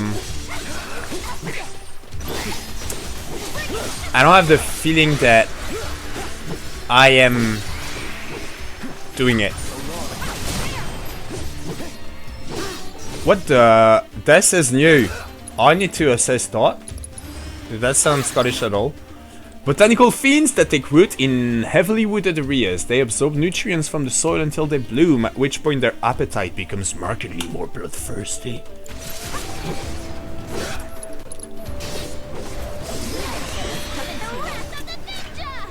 The Wrath of the Ninja! Right, okay. Sorry, y'all. I keep starting my thought and then not finishing it. I don't know if you'll see where I'm getting at with this shit. Is that at least if I'm not the one sending you ad breaks, I also don't feel like whenever I do, you might think that I'm doing it just to give you an ad break and just because I literally need a break, if that makes any sense. And like last Sunday, I ended up taking a break like 30 minutes before calling my stream, even though I knew I was gonna end it, right? But I actually really needed the fucking piss, right? So it wasn't me trying to send you an ad, but you all know what I'm saying. It was kind of the same here, where I'm all like, I felt like it happened at the worst time possible, and I do feel like, I don't know, it's okay to need a break at the worst time possible, but less so to need an ad break. You know what I'm saying? Cloud, there are pockets within the Gongaga region that we still cannot scan, despite being within range of a tower. If anyone is capable of evading detection by Republic tech, it must be Shinra. Yes. Yes. Furthermore, as we have yet to detect a proto-relic, I suspect these issues may be related in some manner. I've marked the previously mentioned pockets on your map. And remember, when surveying, safety first. This is such crap fucking cybersecurity. Shinra, if you have the tech to like keep people out, don't put nothing on there. Put uninteresting shit on there. What the fuck? How stupid can you be, Shinra? Fuck! Alright, this map confuses me. I just want a chocobo, bro.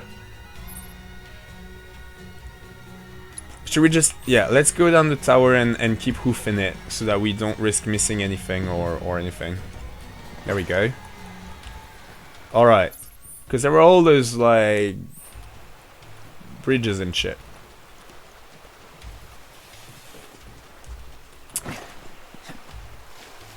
Anyway, yeah.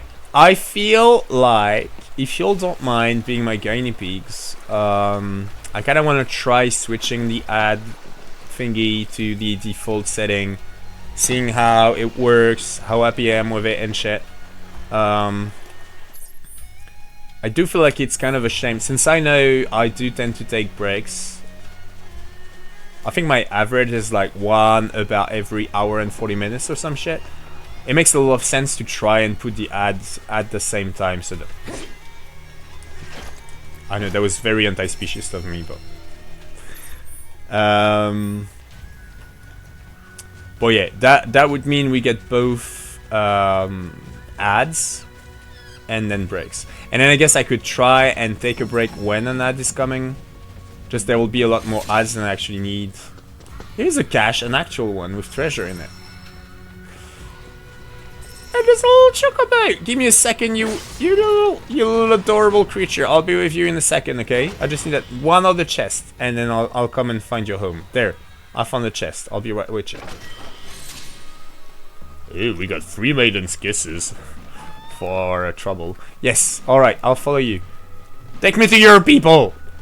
I love that. So the whole like Maiden's Kiss thing as an item is a super old staple of Final Fantasy. I want to say FF1, but I might be wrong, but it's definitely like in the first 6 for fucking sure. And it's like the item that cures frog, which makes a lot of sense, right? Is, you know, with the usual because if a princess kills a frog, it becomes a prince and whatnot. Is this slightly green? Are we getting a slightly green chocobo in this region? But what I do love is that it's a usable item. And again, like, don't get me wrong, I'm not saying old Final Fantasies were so dumb. No, I think it's very much done on purpose. It's like, how do you hold a Maiden's Kiss so that you can give it to your friend when they become a frog? You know, it's this little, like, absurdity of it all that makes it beautiful. And then the fact that, again, like, so many of those things that I keep rambling about that make Final Fantasy so fucking appealing to me is that you might be playing 7 Rebirth in 2024, but you still gather items that are actually Maiden's Kisses. And actually, you know what? If you don't mind me checking real quick, let's just check the description for that item.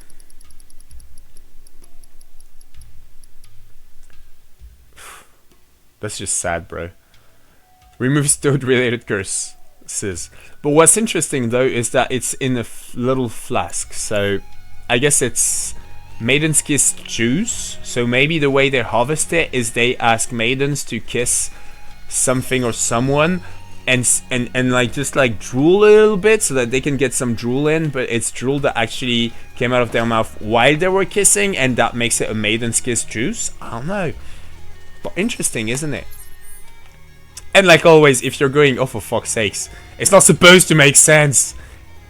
Yes it is! Okay, it is the Watsonian versus Doyless whole thing. Wait. Yeah, no, we've seen a lot of them. Fuck y'all. Deal with that. You won't regret this. Good to go. We'll get Sounds terrible? What, the actual kiss or the process? Oh shit, I need to use Star Shower.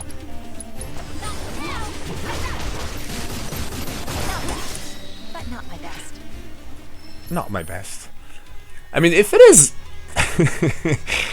if it is consenting adult maidens that accept to do this stupid fucking thing, whatever. If I were still a virgin, I would definitely... And you were like, you know...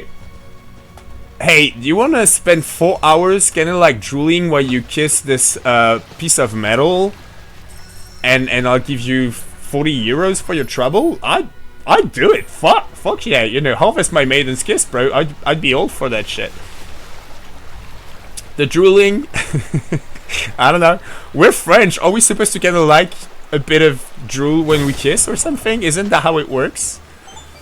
I'm a terrible French person, as we've established before, but... The Gongaga hold knowledge of Kujata. According to folklore, this fantastical being is the tutelary of the forest. Thus, when disaster struck the Mako reactor, many believed it the result of Kujata's bestial wrath. So, Kate, I know you've been ratting on us to Shinra. Telling them where we are, you furry fraud. Guilty. I knew this cat had 2 faces. Come on now. I'm only pulling your leg. Who are you kidding? You were literally built by the company. Probably stuffed you full of teeny tiny listening devices. Teeny tiny? The late president believed the bigger was always better. Small went against his philosophy. Doing well, huh? Some 9-to-5 nobody you are. Sure your name ain't stamped? Pretty sure. Aye. Might wanna check.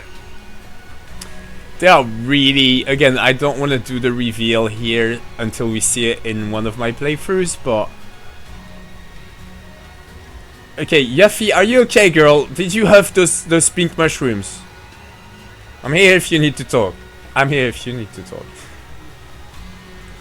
Come on, the drooling. 40 euros, you're cheap. Saliva can't be compared to drooling.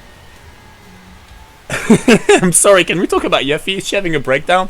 Yeah, exactly. But see, look, I'm a good leader of this merry band. I went and saved her, and now she's just like staring at the water.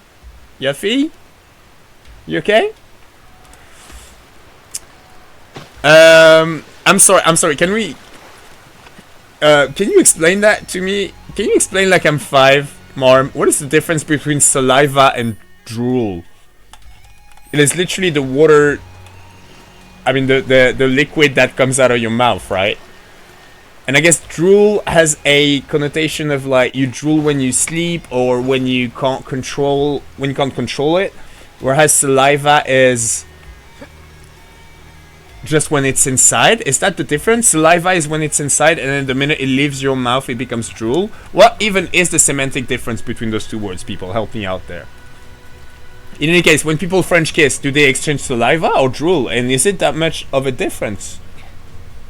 And for 40 euros, let's call it 10 euros an hour. Would you not like drool on something? Plus, I bet, like, you know, they're gonna sell your maiden's kisses for super expensive, so they'll try and make it pleasant for you. You'll probably like kiss just a piece of, I don't know. I feel like if I'm gonna kiss, you know, a flat surface, I'd rather it be metal or wood than plastic.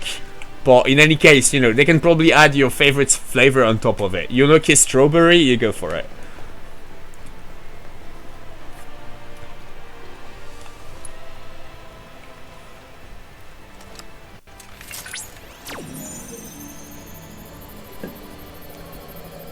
Alright, let's learn some about Kujata.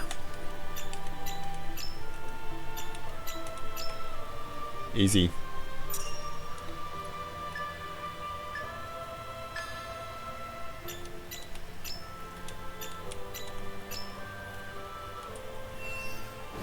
I'm so fucking good at this game.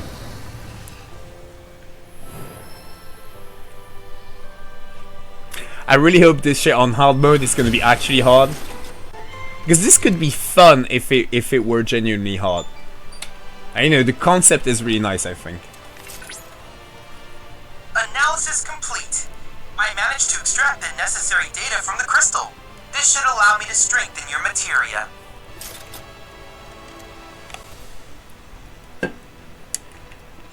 Oh wait, no. I keep confusing those two. Like, there's one of the little Chadley missions where we actually do get lore. But it's not the divine one. This is just the one for the to make the fights easier.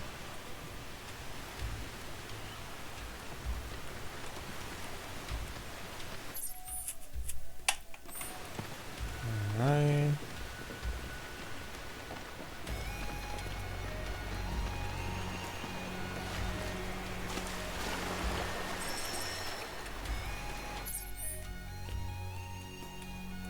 Huh.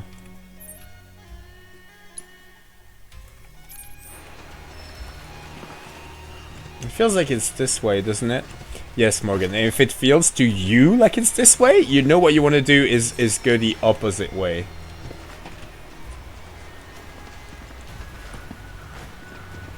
It's that way. There, that's a lot more. There's torches! People! Civilization!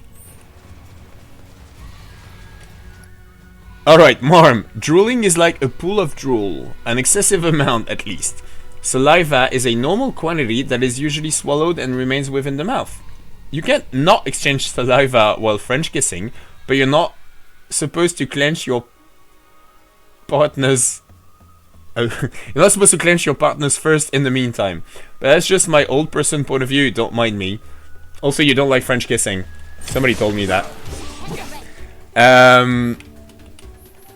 Alright, so it's a matter of the quantity. Saliva is when it... Saliva is what you're supposed to have, and then... What are you doing, Morgan? And then drooling is when it can actually, like, pull down.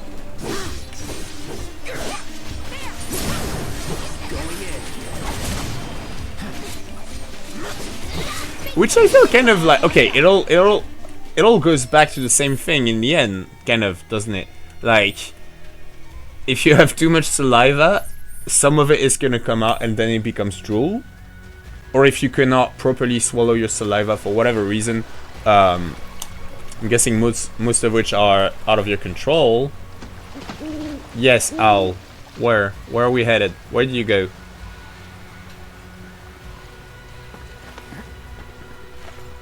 Where did you go, Owl? Okay, he's here. They're here. Wait for... Jesus, that's one quick fucking owl. They usually kind of wait for us, don't they? Where you at? Where you at? Let me gather the fruits of your people. In a respectful way, of course. There you are. Okay. Drooling is an abnormal amount of saliva that requires a way out, meaning it slips out of your mouth. Okay, so how about that? When you drool while you're asleep, I guess if you have like a cold or something, the odds that is gonna happen are higher, or if you drank too much. But do any of those two things make you produce more saliva, or is it just that you forget to swallow? Or why is it that when I'm drunk or when I have a cold, I tend to drool when I sleep? See, I don't see why I have an abnormal of saliva produced in those cases. It's just me drooling in it. You know what I'm saying? Abnormal sounds like a very strong word, Marm.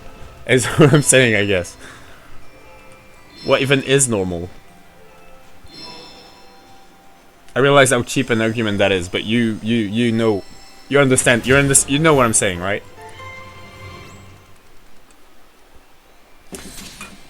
Yeah, because your mouth is open, so your mouth gets dry and then produces more saliva in reaction to that. That makes a lot of sense with the cold. But why does alcohol make people drool in their sleep? It's a thing, right? Not that it happens to me, but I feel like it happens to some people. I never drool in my sleep. Intel.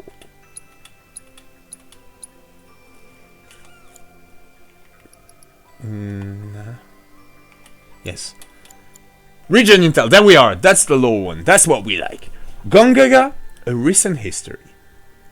In ancient times, Gongaga was settled by descendants of the Citra, who lived in quiet seclusion, etc. The region was largely ignored by later kingdoms and empires, until the Republic of Junon fought to expand its influence westward. They soon discovered, though, that the expense of establishing trade routes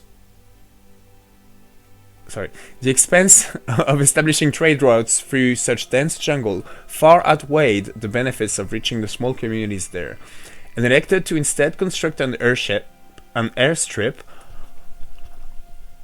and little else. When war erupted between the Republic and Shinra, people the world over were impacted to varying degrees. Those in Gongaga were the rare exception, as being so far removed from the theater of war meant that they were not subject to forced conscription, nor were their villages ever host to the bloodshed. Oh, this is really interesting. There's a lot to unpack there. But also we need to talk about drooling, y'all. Abnormal doesn't mean bad, just out of normal range. Fair. The true problem here is with our society making this confusion between normal range, as in statistically speaking, and good. I obviously agree with that. Alcohol dehydrates the body and it makes your liver work more, hence a chain reaction that produces more saliva. Alright, so you all drool when you drink too much then. It's not just me. Thanks for bluffing and make me feel weird. Alright, everything makes sense to me now. Thank you, Mom. And I know what drooling means, which... Hey, we learned 2 English words today. Or is it 3? Was there a third? I feel like there was a third one. There was dehyce and drooling. And okay, y'all English speakers probably did not learn what drooling meant, but did you have that amount of deep, precise knowledge about drooling? And even if you did, do not tell me that you all knew what dehyce. Again, I'm not sure I'm pronouncing this right. Sorry about that. A little bit of a refilling issue here. Let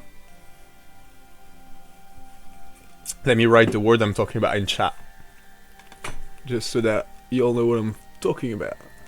Deheis. It's a verb. Oh fuck me, why do I need to log in again? I'm literally streaming right now, bruv. Let me just send it to you all through here instead. Deheis. Alright. Thank you so much for humoring me and my stupid question, moms. My stupid questions, marm. Not my stupid questions, singular, marms, plural. Alright.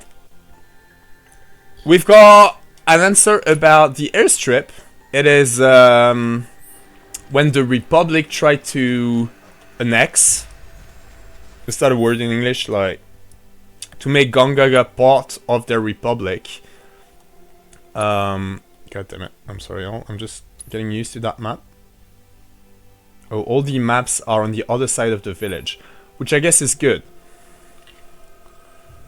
You've got my backjack. I wanted to make a rhyme with your handle, but the best I got is Marmebu, thank you, boo. I could do better, you know, with more time. You just reused a commonly known rhyme, so where was I at? Alright, so that airstrip we found was kind of like the last stand of the Republic. Also, what I really like is that up to now, we kind of had this view, which makes a lot of sense in many ways. And it is kind of like factually and historically accurate, but you know, like, oh, the Republic were the good guys, and Shinra are the fucking assholes that ruined it all. And I feel like for the first time, we were like, you know what? The Republic, like, you know, for starters, it is crazy that the Republic of Junon extended so far, right? Like, this, you know, they fucking tried to annex, to make this fucking jungle a part of your, sounds great, you are too kind, you are too kind. They tried to make this fucking jungle part of the Republic. Why? You know, they were already expansionist fucking, you know, imperial assholes. And I really love that. And it's a, don't get me wrong, again, it is by no means a way of justifying Shinra and the way they act. I'm just saying, I find it a little too easy to, you know, paint yourself as the good guy just because you have this so very much obviously, like, badder, worst person in history. Which, hey France, check your privilege, for instance.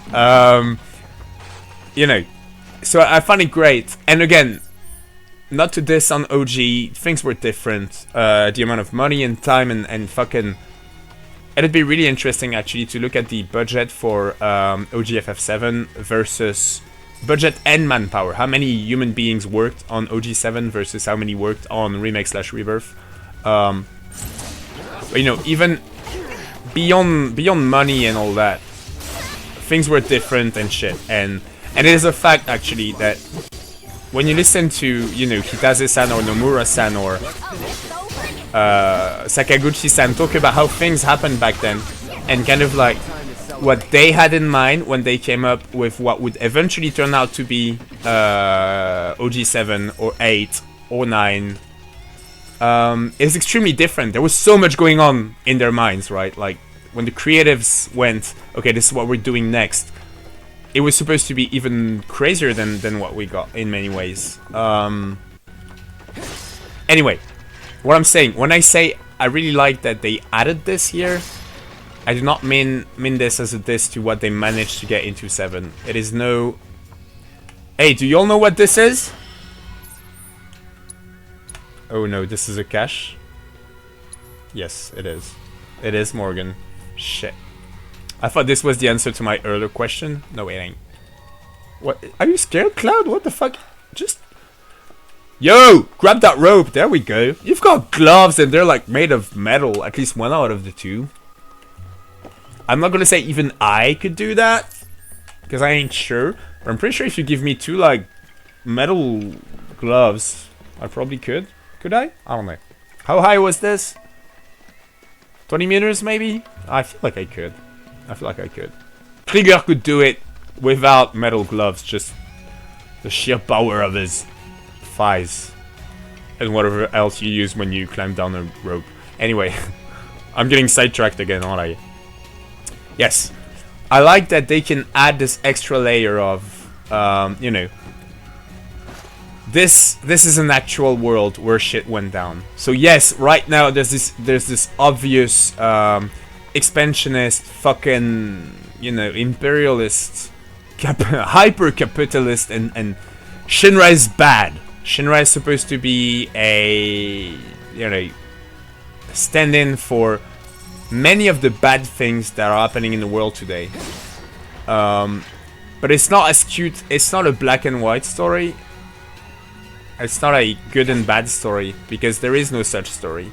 And even the good side of things, you know, has history. And if there's been human beings involved, it probably isn't all nice. And this is what we're finally getting here with the Junon Republic. Like, you know, they were weird as well. They were essentially proto-Shinra. And some might say, no, but why blur the lines? I want to be the good guy and beat on the bad guys. Yeah, okay, but, you know, I don't know. Actually, I get that feeling. Like, I've heard people say, what are these adorable... No, don't be scared. Don't be scared. I'm a vegan. Kinda. I am. Cloud is definitely not. I understand this point of like, I live in the real world where nothing, you know, nothing is great, and I fucking hate it. And to me, video games are escapism, and I want it to be clear. I want to be sure that I'm the good guy for fucking once. When I come back home and just chill for a minute and play video games, could you not ruin this for me, please? I understand. Again, like, I've said it a bunch of times. You'll get that. I understand it. Me personally, I don't like it. I do like stories, fiction that makes me think about the real shit, right? That makes me question myself, because again, I'm never the good guy, never entirely the good guy, and God knows I try. It's kind of my entire deal when I'm not streaming. I do it a lot less when I'm in here, interestingly, but this is a whole other kind of worm spot. You know what I'm saying? Not my cup of tea, but I get that. I get where y'all are coming from. I would argue that Final Fantasy has never been that, and that as we're getting, you know, those grander and grander games because of just the way game development has been going, and Final Fantasy has you know, just adapted to it, actually contributed to it in many ways, if you ask me, but I'm not an expert. Anyway, that, yeah, if you want nice clear-cut stories with real bad dudes, and you are the perfect hero, warrior of light, you know, fighting to expel the darkness from the world, then yeah, maybe just not the right franchise for you. What am I saying? I sound like such a fucking dick. It's not what I mean. I'm not saying like I understand Final Fantasy better than you do, so get the fuck out if you want a clear-cut story. That's not what I'm saying. I'm just saying this is a perfect example of how 7 was already blurry as fuck, and intentionally so. But this whole thing of like, you know, now we have time to actually establish more lore, tell you more about the Republic of Junon and all that shit. And you know, we're not gonna whitewash it. We're not gonna pretend that it was some kind of idyllic, perfect fucking utopia before Shinra came and ruined it all. Like, it was a bunch of human beings trying to run a society, therefore it was shit. So there you go. It was less shit than it is now. You're still fighting the good fight, but you know. Ooh, I need a chocobo to jump on that mushroom, and I love that. Did you know, Cloud, that forest chocobos use mushrooms as springboards? I just said it, Chad. Thank you. Also, Chad. Oh, that's a materia. If you'll don't, let me just put a little marker here, so when we do have our chocobo, if I don't even mark her before then, we remember that there's a materia here. The village of Gongaga awaits. Freaking starving. Sorry. Maybe our lucky food will be on the menu.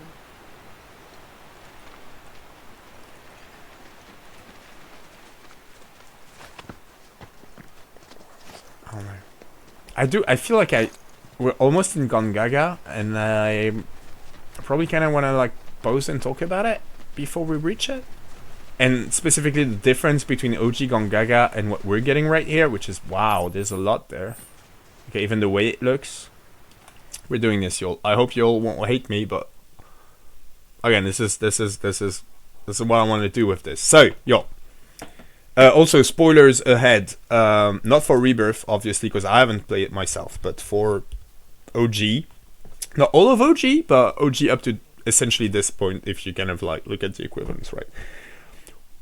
When we went to Gongaga in OG, what we learned was that it was like this ruined village next to a Shinra reactor gone wrong and kind of blew up and shit. Kind of your typical, you know, starting to sound familiar, this whole thing.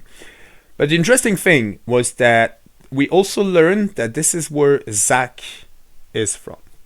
Zack being the person that we see in the Z timeline in Remake Rebirth, who seems to be a friend of Cloud, but also in a different timeline. It's all weird and we don't really understand at this point. But also remember that Aerith knew a lot about Soldier, and when Cloud asked her about it, when they were sitting on this beautiful romantic scene in this, like, you know, children playground, but in the slums, with metal plates above their heads. And anyway, you know, she told him, you know, my first love was a soldier first class. And Cloud was like, what's his name? Probably know him. I'm an ex-soldier first class. She was all like, never mind and shit.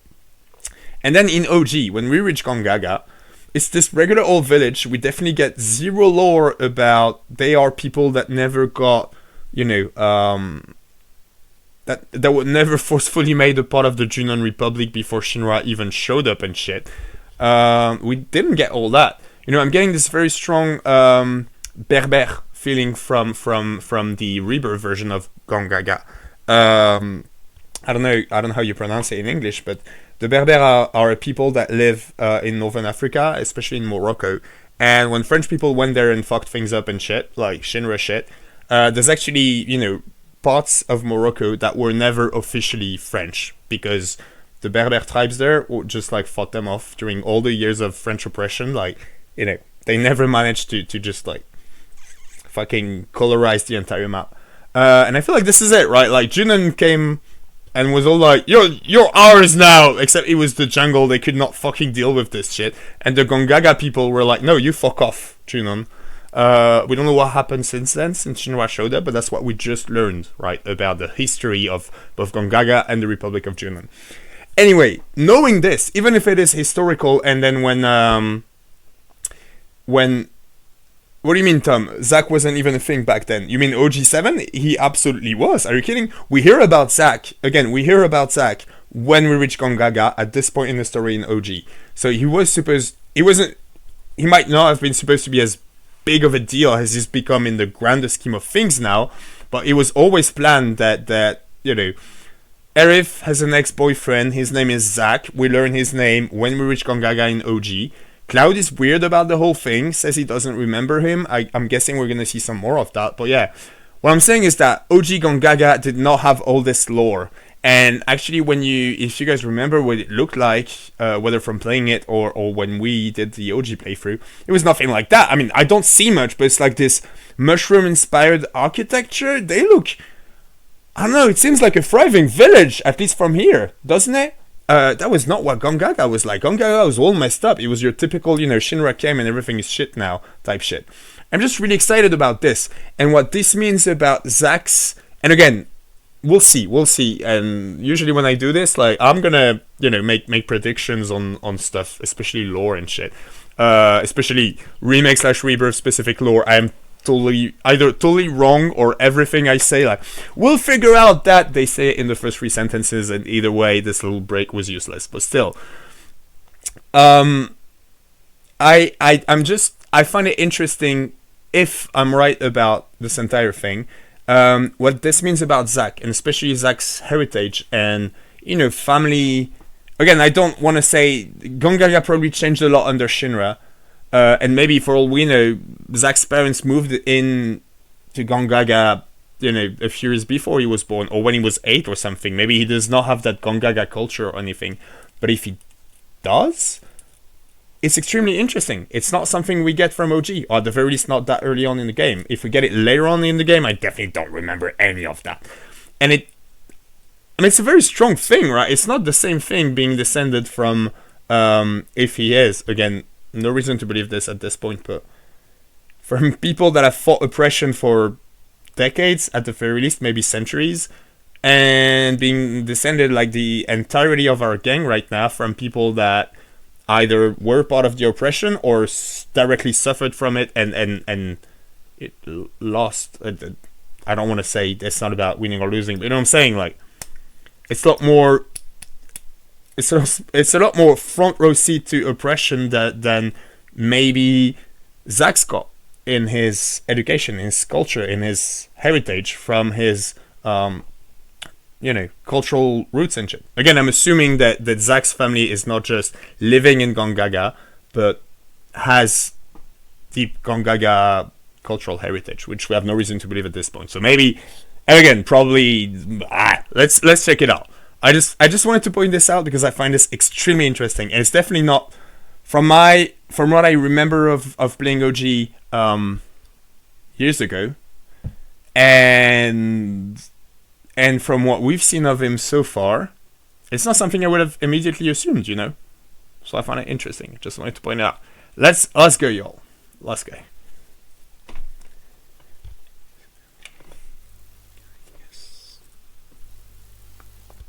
All right. Are these? They are! Gongaga mushrooms.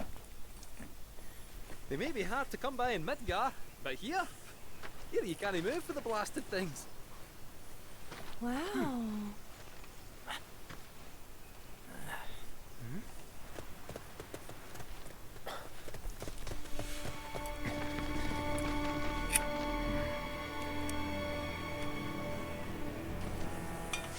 Passing through. Who the fuck is that? You. What? Nothing.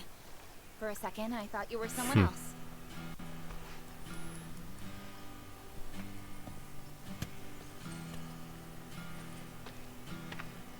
Who are you people? Aye, you'll do. More importantly, why are you here?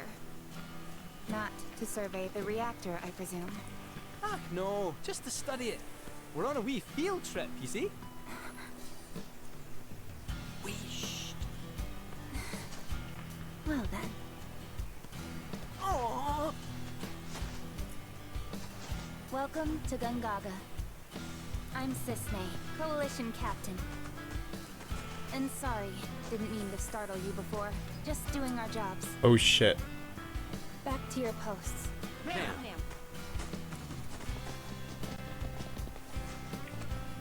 You'll get a clear view of the reactor from that hill. Make sure to pay your respects, though. Of course. Come on.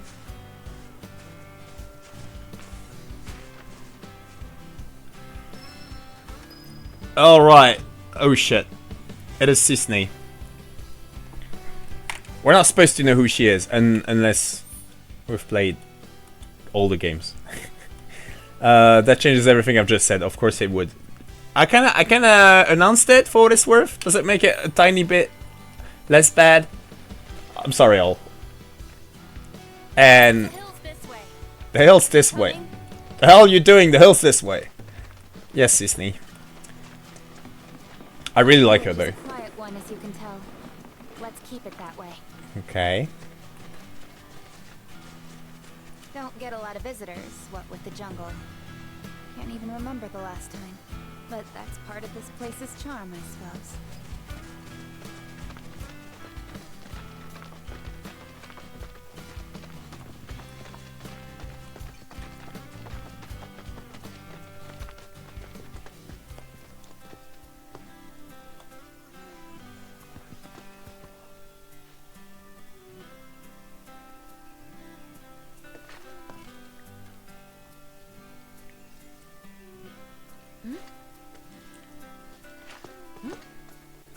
I'm kind of with Yuffie on this one.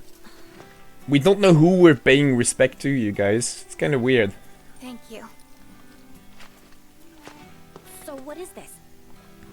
3 years ago, the reactor here suffered a catastrophic failure. It was old and couldn't handle the stress. It needed maintenance, which Shinra never provided. And then one day... So, they're cheap as well. Huh. This was the company's way of trying to make amends. I'm surprised they even made the effort. And thanks to the hard work of our people, Gongaga rose from the ashes, right? That's nice and all, but one memorial doesn't buy absolution. You guys must be tired. I know you've got things to do, but if you wanted to rest up... Wouldn't they say no? My house is just down there. Got an open door policy, so feel free. Woohoo! Don't mind if I do. I'm, gonna take a look around.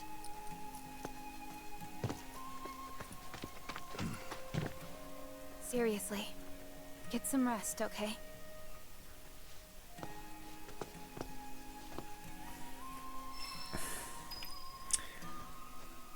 Yeah, like Tom said, she knows. She knows a lot more than... Those Gongaga mushrooms you found? They're all yours if you want them. We got more than our fair share. Didn't settle down here until after the reactor incident. Place may not seem like much compared to Midgar, but it's more than enough for me. Those Gongaga mushrooms you found? We got more than our fair share. You okay? That XVI lassie was right, you know. If Shinra had wanted to, they could have done something about the reactor. But instead, they looked the other way. Willful negligence killed those people, and everyone thinks Avalanche are the bad guys. Sad. Sad. Aerith hasn't been herself since we got here, has she? Wonder why. Does she know the place? Aerith hasn't been herself since we got here, has she? Wonder why. Does she know the place? Alright, we don't get a relationship status thingy with Gaitsev, interestingly. But we do with Red. Telling species apart can be difficult. What looks like a Gongaga mushroom may in fact be poisonous. For me and my nose, the difference is obvious. But for someone like you, well, let's find out. Which of these do you think they are?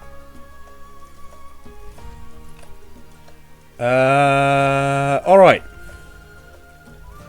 I wouldn't say the right ones. They're definitely not... You don't eat that shit. This is like Mario mushrooms shit. These ones are too purple. No, if I'd say this too purple. This is the right batch. Right ones. Correct. I suppose this scent does make it rather obvious. It's the color red. The soil here is exceptionally easy on the paws, as if it exudes life itself. The soil here is exceptionally Okay, bud, you're such a fucking hippie, Red. I love you. life itself. Today, I'm going to teach you about an important part of our history, about the terrible accident that forever changed Gongaga and her people. I'm sure all of you know about our Mako reactor. Okay. Keep going, lady.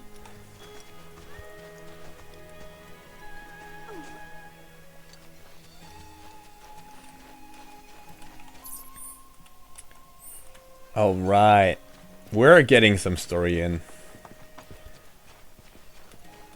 and it's a perfect example of the weird spot I put myself in with this, with the way I'm approaching this project.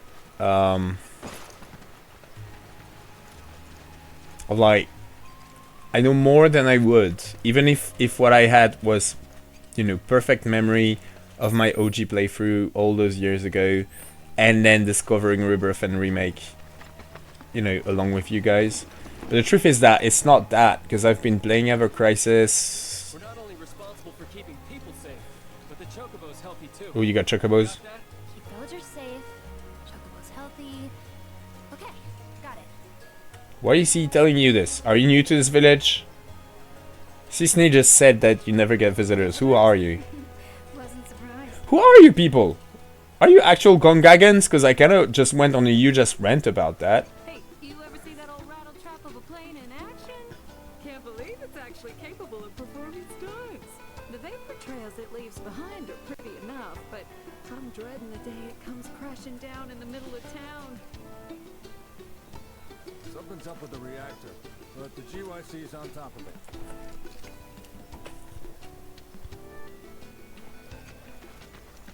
You know old man Torgan, don't you? Man's got some of the best produce this side of Mount Corel. But good luck getting your hands on it. Sells out faster than it takes his dog to drop off a fresh batch.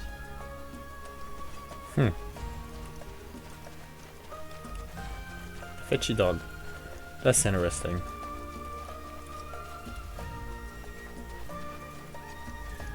Interested in learning how we cultivate our mushrooms? Well, we start with a freshly cut stump.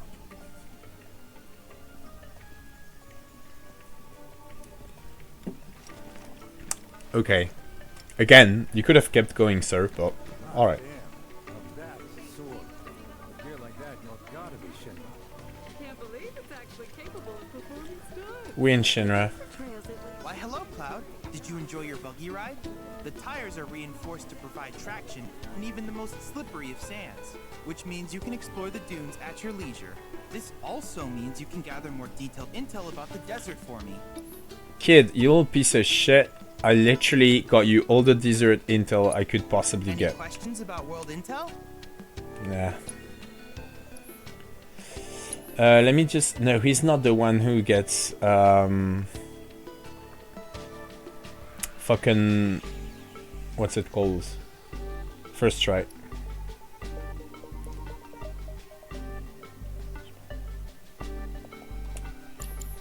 I can't help but wonder where we'll meet next. So many fascinating possibilities. This must be one of Gongaga's. It's springtime, boys! Only ever seen them in preserves. What a beautiful color. These look good enough to eat, and I might just do that. Conveying flavor through a visual medium is tough, but I'm up for the challenge. You are such a weirdo, Snaps. Hey there. Good to see you again. Since you're here, mind if I snap a pic of a fun guy with some fungi? Oh, look at him. He's being a fun guy. This restaurant hired me to grab a couple of shots for them to use in their menu. I'm supposed to shoot the freshest Gongaga mushrooms I can find. Getting pics of the scenery while I'm here. Make the most of the opportunity and all that. Let me know if you find anything picturesque.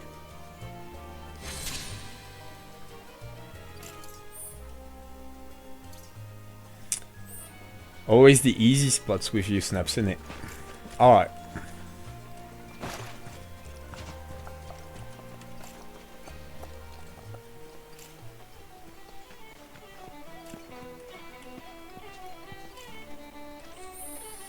The pursuit of perfection.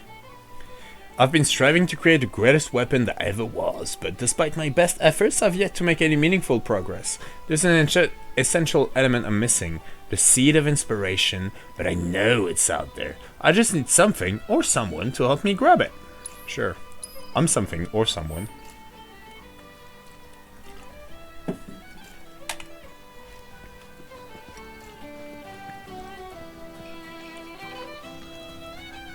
Alright. Once things settle down, I could see myself moving out here, living off the land. Be a nice change of pace. Just me, Marlene, and our little piece of paradise. Wonder what kind of stuff we'd end up growing. Mushrooms. I'm sorry, old, but obviously the answer is mushrooms. Mushrooms. What? Cause it's our lucky food? Don't tell me you believe that mumbo jumbo. Still, you might be onto something. Gongaga mushroom farming sounds like a license to print gear.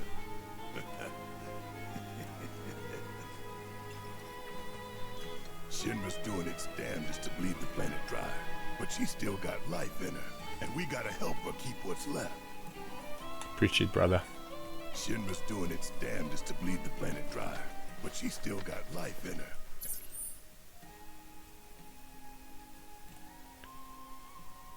Alright, we got some QB. We're gonna explore everything. Shit, there's gonna be some piano playing. Not gonna find fresher produce anywhere else. Boom! Nice one, bro. Oh, you've got a kid to cheer you on as well. I love chopping wood. I'm terrible at it, but I very much enjoy doing it. Yep. Right here, y'all.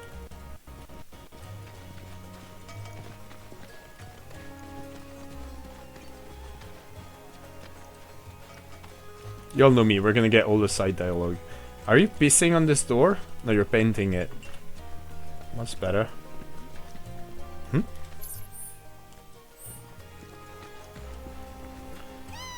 What's the matter, Oscar? Do you want to play a game?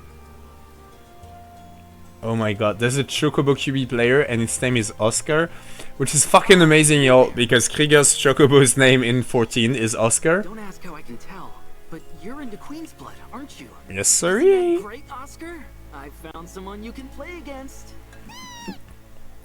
Let me introduce you. This is Oscar the Swift. He's a watch chocobo. A huge Queen's Blood fan, too.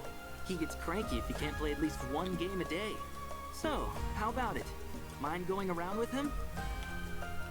Yes. Alright, let me just check real quick. Because we got a few new cards. I just want to make sure that none of them should get into my deck. No. Whoa, we got the Loveless Legendary card. When played, raise the power of allied and enemy cards on affected tiles by 1.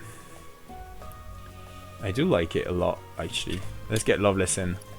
Space Ranger! Raise power by 1 for each enhanced enemy card. Nah, that's too situational for my taste. Fog. No ability. Sun Splitter. Lower the... No.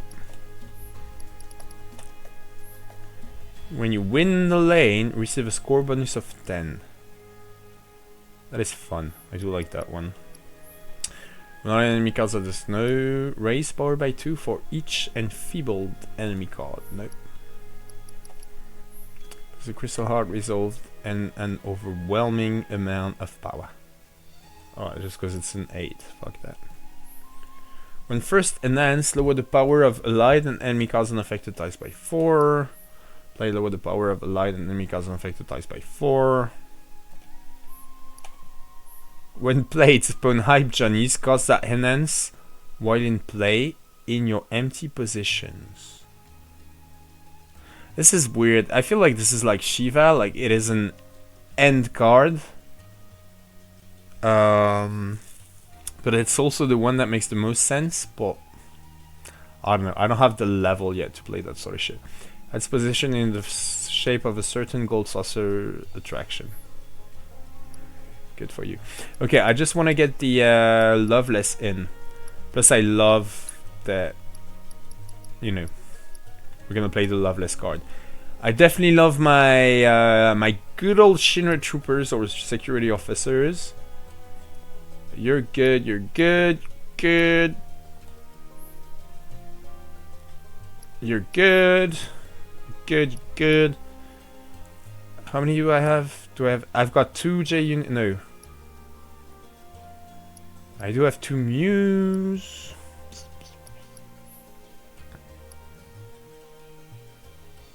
I hope you can get this eventually.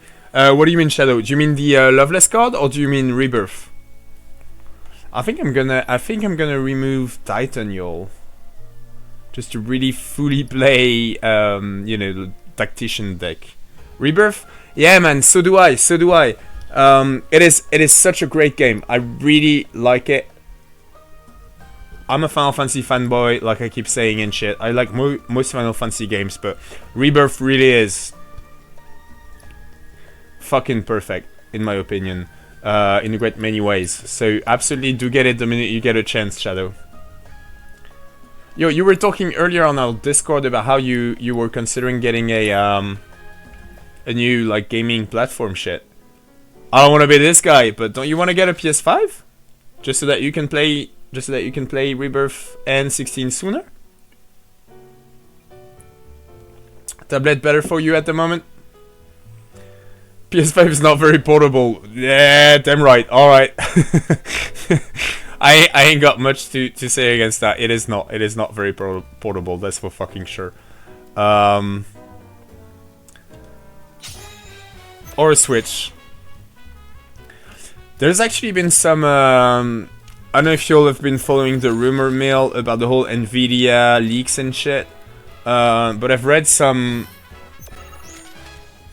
analysis by people that I kinda, I don't know, trust to do those sorts of analysis, if that makes any sense. Saying that why did I not open with this? Huh, because I needed a way to, I don't know. Like, I'm closing my positions on the middle ground, but I'm getting so many fucking buffs. I want to try this. I want to try my new card, okay? This might be stupid. We shall see. Yeah, I think what I want is to leave a hole in the middle for her, but like not actually play her that early. But we're fine. We'll be fine. Real bitch. And I can't J sweep your ass. Shit, we're gonna lose this one, y'all. But it was me figuring out how to use my new card, so let me just check if there's any way I can salvage this. I don't think so. Oh.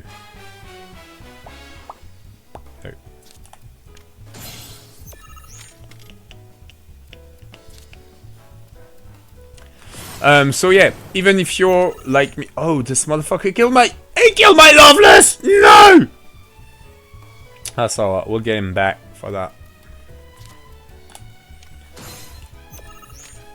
There's reason to believe that we might get some new exciting Final Fantasy games on Switch in the near future. How much is he gonna get? Not all that much now that he killed my fucking...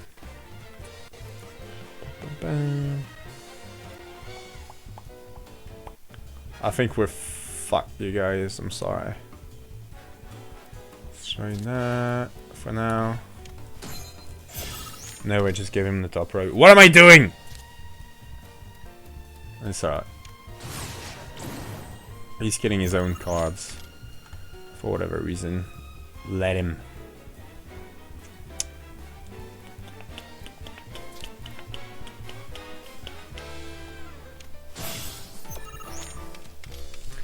Oh,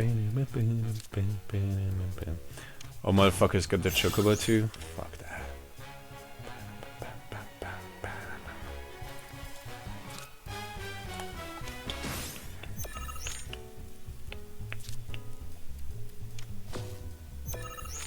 What the fuck is that card? When you win the lane, receive a score bonus of 3. It's like the one we were reading about earlier. Let's see. Yeah, he's got the top 2 rows. I don't see any way I can win any other one. He's got this one. He's got this one, y'all. But we're gonna save. The honor is safe because we got the bottom row. And now I know what to do, so. Wait. How did he still play? What happened? Anyway, let's do it again. Let's do it again. I know how to play Loveless now.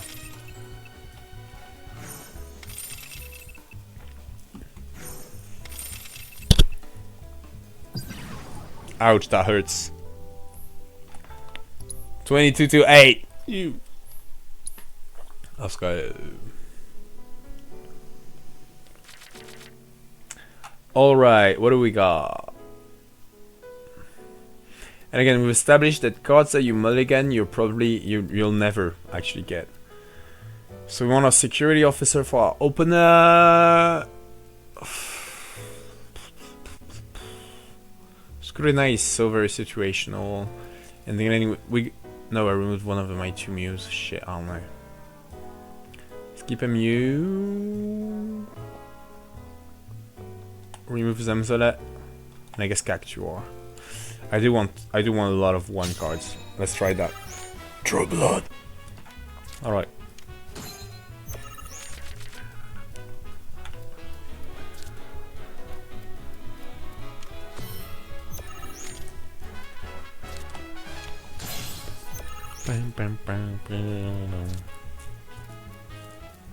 Alright.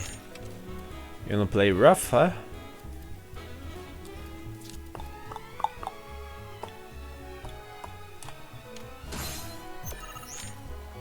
Oh shit, I should have tried and left that slot open for the Loveless thingy. It's alright, actually, if I get...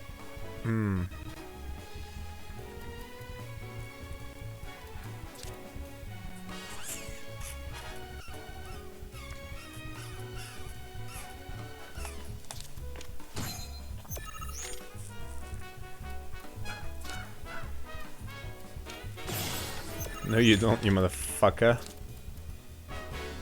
Wait, that one is still open, isn't it? Yes. We good.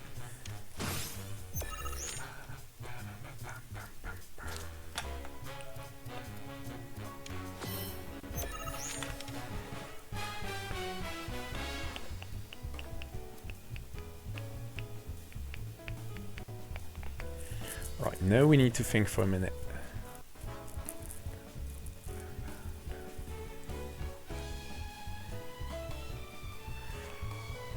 Can definitely guarantee a draw on the top row, and there's small chances that I can get a pawn up here, so we're kind of fine. And I guess what we don't want to do is move forward too fast with the bottom row, so that he makes the move first and then we fuck him up. And since I've already started buffing this bottom row one,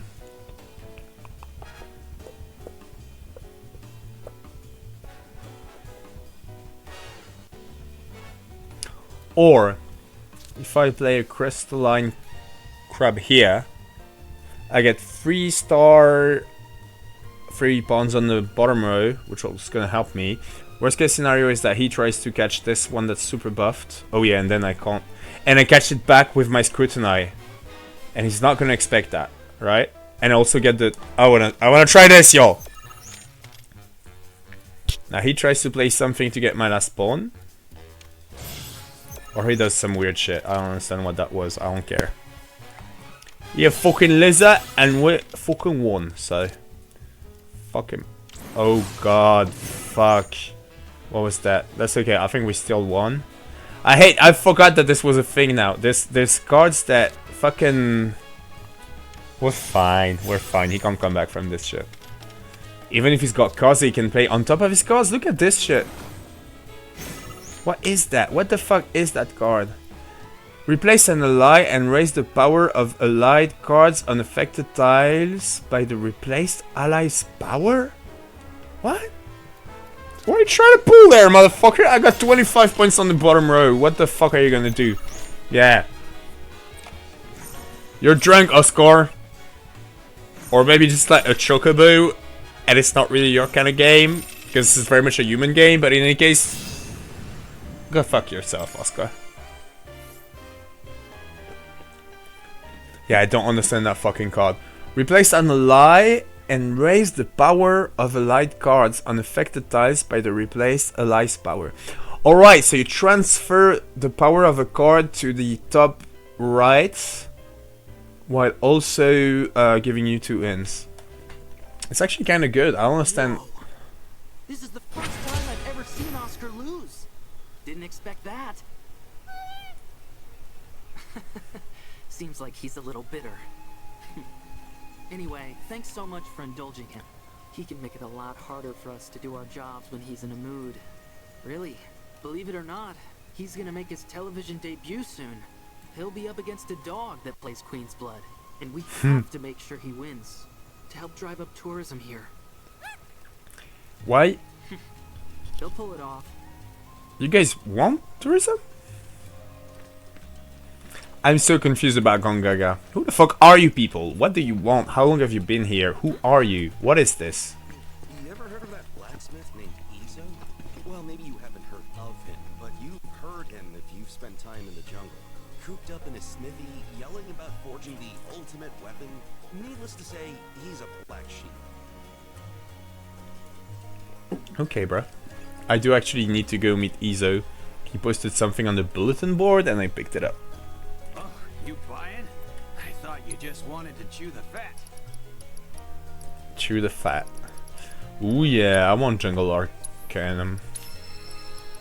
Good shit. Good shit. Have yourself a good day. Alright, yo. I'm gonna do it again. We're gonna take a quick break right here in the middle of Gongaga. We've got 40 minutes left to go. And then we'll wrap this stream up. Although I might stream Ever Crisis later tonight. Actually, actual Ever Crisis shit. Because there's a lot going on in Ever Crisis. But for now, quick break. I'll be right back. And you're getting some ads. Make me money, yo. 35 minutes. Yes, I have. Can we finish exploring Gongaga? Can we... This Chocobo shit. There's some more QB. But it is a big village. Remember, no feeding the wildlife. I'm so confused about this village, yo. Like, I feel I get both, like... I definitely don't, you know, if you were here during my rant of, like...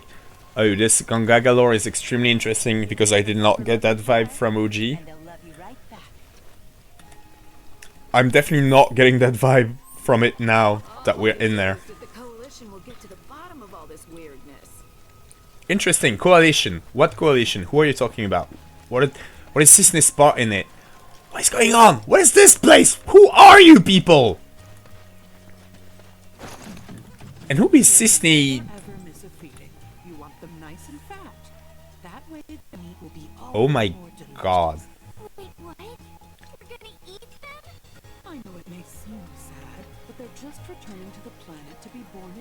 Oh my god. Whoa! But what if they used to be people? Yeah, what if they used to be people? Because we only care about people. You're on the right track, girl. Keep thinking along those lines and you'll reach true enlightenment. We might need to cut your grandma's head off for your own good. I've got a big sword. I'll do it if you want me to. Oh, I like your sword. I love her. She's the QB fucking champion with the pink hair and shit. Regina. Girl, the last 2 times we played QB, I beat your sorry ass, but your ass is not sorry, and I love you, and I'll come back as soon as I'm level 8.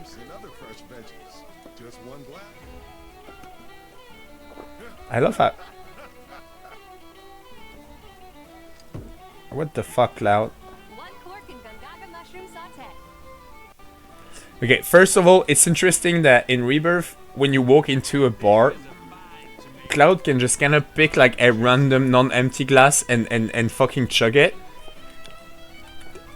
A, have you ever been to a bar, Cloud? Because that's not how you're supposed to. That's not how bars work. And B, if you're in a literal mushroom village and you see a glass half full, you don't fucking drink it, bro, unless you want to trade balls, which, you know, fair, and it's kind of your normal state, I guess. But still, what the fuck was that? Look at all those green chocobos! Green chocobos were kind of rare in 11. Oh, that's just for pimping. Yep, sorry.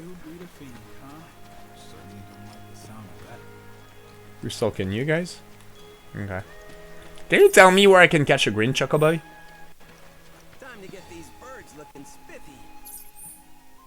Is this... Let me check.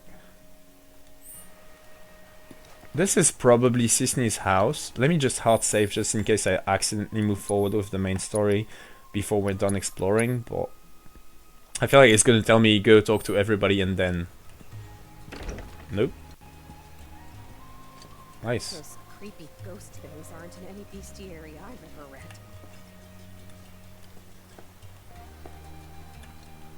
You look like a smith. Are you the one who posted the job on the board, sir?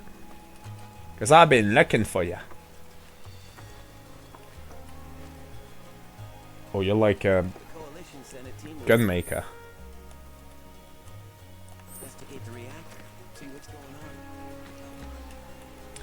Who the fuck is the coalition? I bet XVI is part of the coalition. Uh-oh.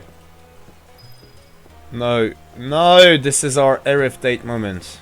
Ugh. Yeah. Let's go play QB first.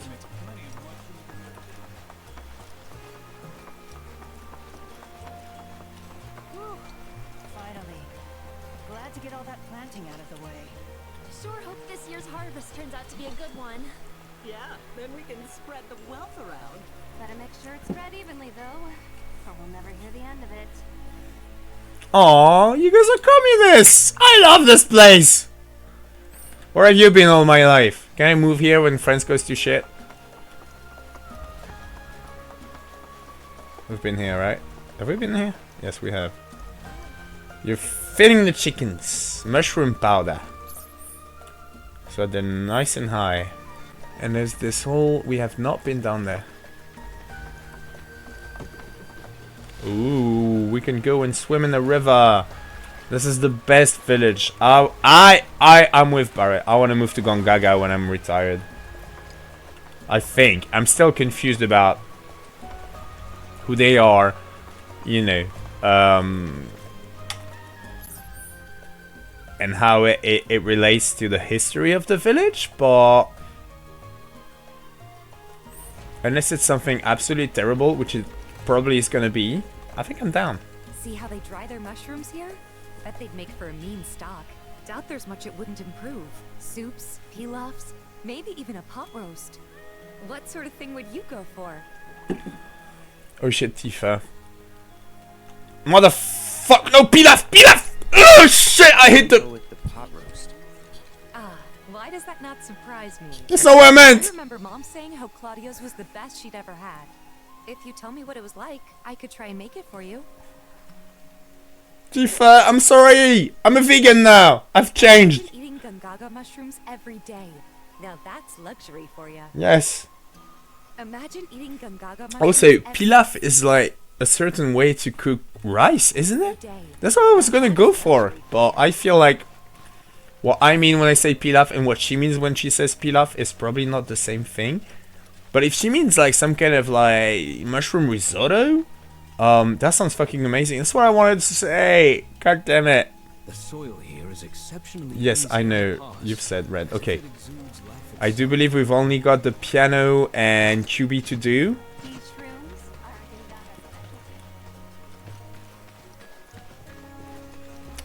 Do they get you high though?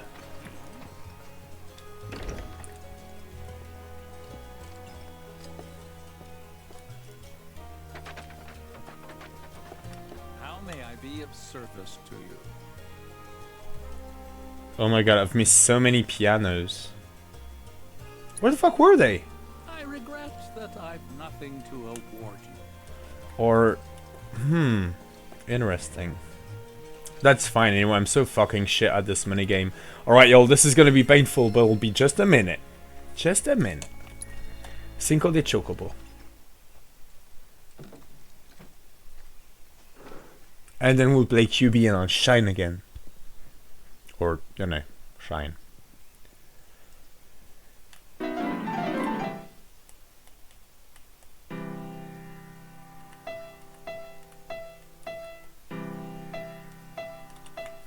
Alright, Cinco de Chocobo.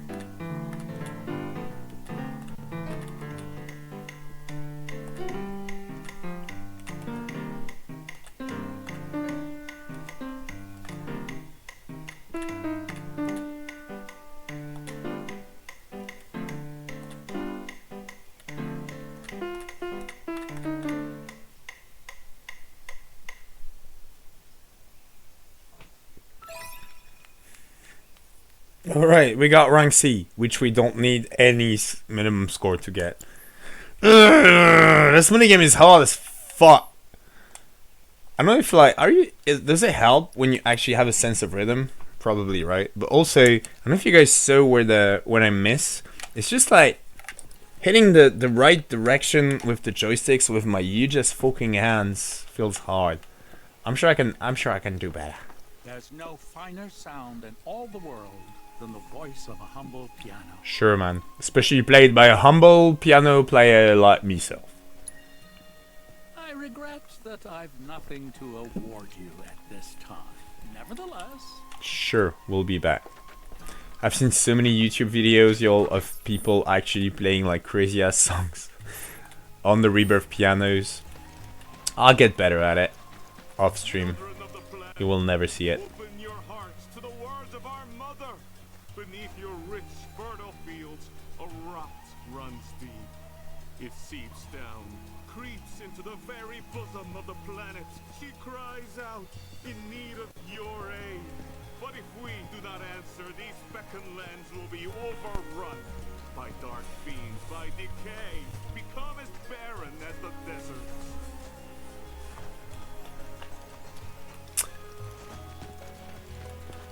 You know, like always, what's interesting is that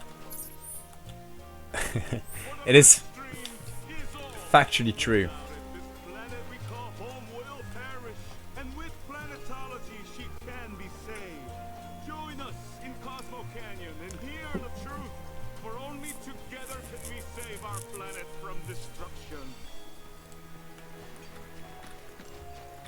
Whew. Finally. Glad to get all that planting out of the way. Sure hope this year's harvest turns out to be a good one. Yeah, then we can spread the wealth around. Gotta make sure it's spread evenly, though. Or we'll never hear the end of it. Oh, sorry, you guys are the ones explaining that we live in a good place. See anything out of the ordinary near the reactor? Oh, you sir have a funky accent and I really love it.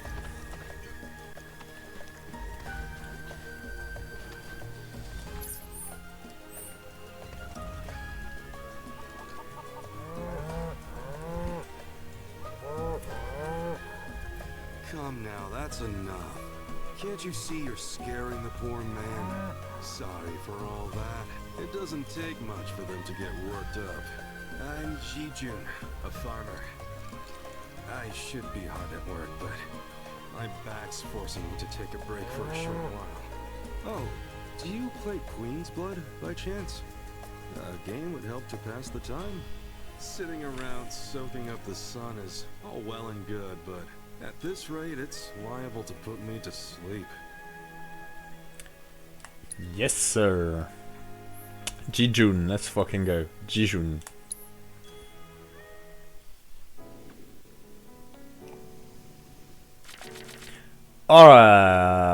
Alright. We don't need 2 security officers.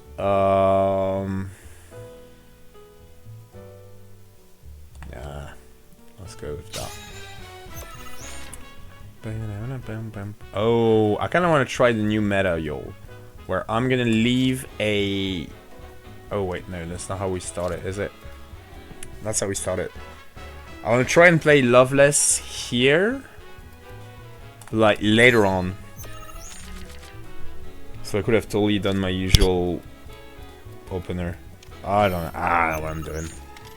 That's alright, we'll still win this. Oh, we got Titan back. So mulligan cards do get back into the mix. Never mind. I spoke out of turn.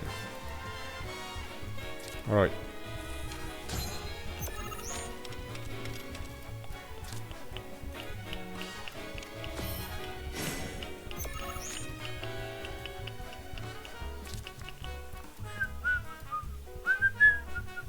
Oh shit, this one makes so much sense. Oh, does it?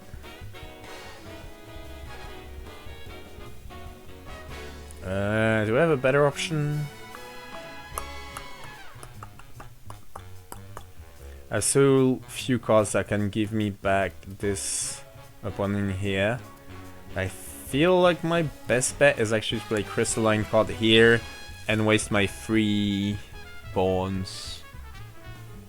But I think this is the smartest move. Or I can...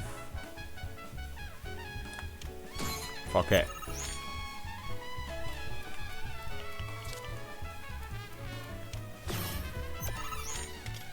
Why did I do that? Of course you would do that.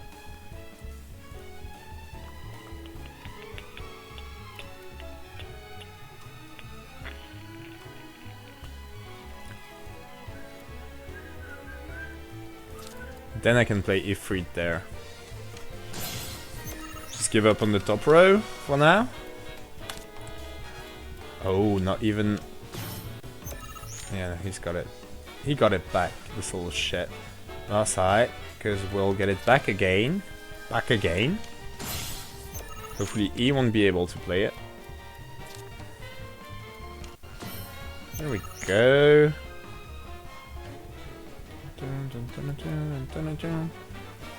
He's never gonna leave the center row to me, but then again we are already so far ahead on the front row. But we do want to secure the bottom one. Oh shit, we could do that. But then he steals our bottom row. So I think, no, I can't play that. Fuck. And I'll buff one of his. Fuck! Motherfucker's got me.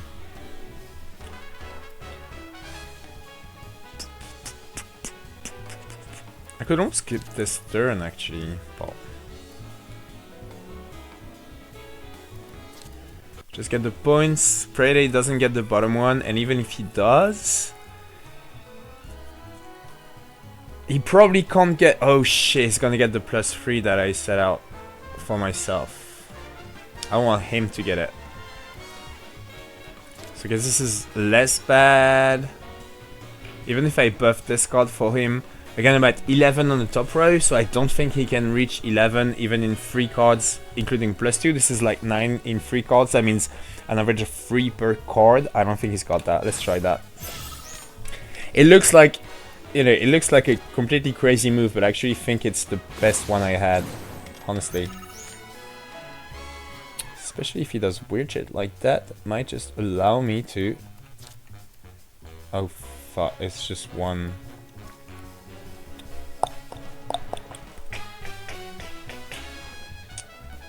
I think all I can do now is hope that he doesn't... Wait, which one gives me the most? I'm gonna get... +1, 2, 3, and 4 including this one, or I could get 5 here. So either 16-11 or 13-7. 16-11, right? And now we pray.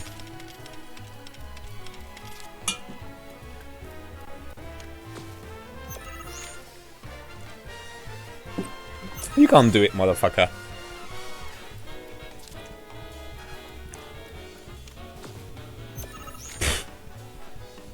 What even was that?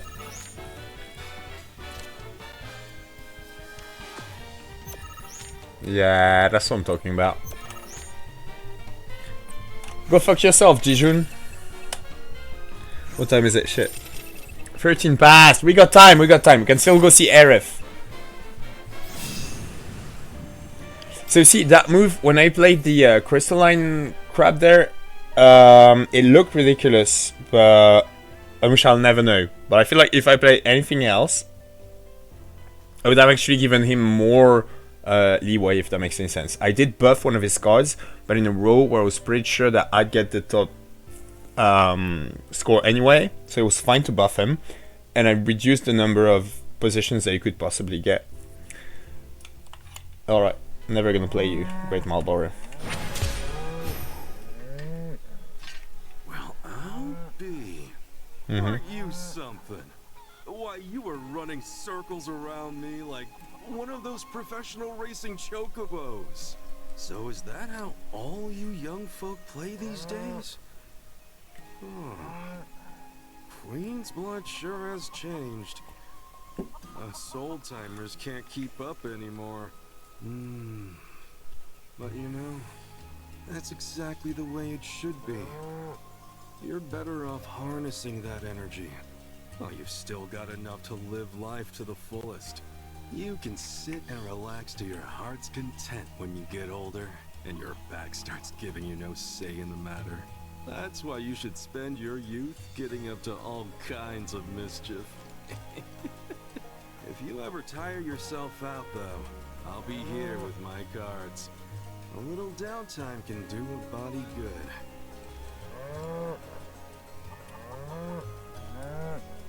Okay, Jijun. But also, you're not that old, are you?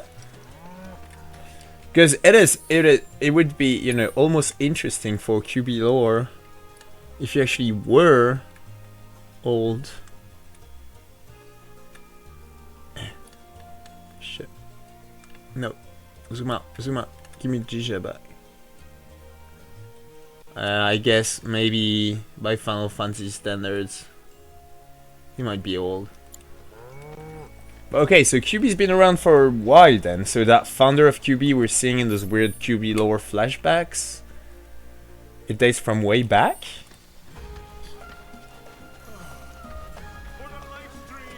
Alright, how much time we got? We've got 14 minutes, y'all. I say we go see Aerith before we call it a night. Or at the very least we call it a night when it comes to Rebirth.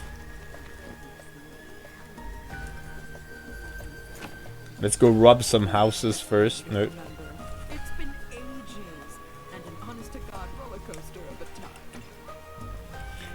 See, those two lovely ladies, they look properly old. Not like Jijun, whatever his name was, looked. You know what I'm saying? Again, I don't care for trying to guess how old people are by looking at their physical outwards appearances. I'm just saying it is actually relevant to QB lore if he's been playing it for long enough to be old. Like, you played like a youngster. When was QB invented or discovered? Is that the saloon? Creepy ghost things aren't in any bestiary I've ever read. Oh no, it's the weird not a blacksmith house. Okay, let's go see Aerith, right? Where is the blacksmith even? He was way the fuck out somewhere. Here. Oh, he's supposed to be the blacksmith in the same one as in OG, I guess, who lives close to Gongaga. I feel like maybe we could get to him now, but no, fuck it. We've only got 13 minutes left. Let's go see Aerith instead. Where's she at? Isn't she right here? Oh, did they go inside? Let's go. Wait. Anything to steal? Nah. Okay. Let's go see Aerith. Who do you know? Who do you know in Gongaga? This ought to be interesting. Oh, Cloud. Friend of yours? Come in. Please. Oh, there's experts. Your eyes. You're a soldier, aren't you? Was. You wouldn't happen to know our son, would you? Zach?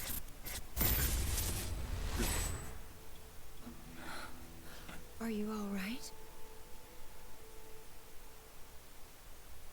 Fine. What did you say his name was? Zach. Zach Fair. Zach? Sorry. No.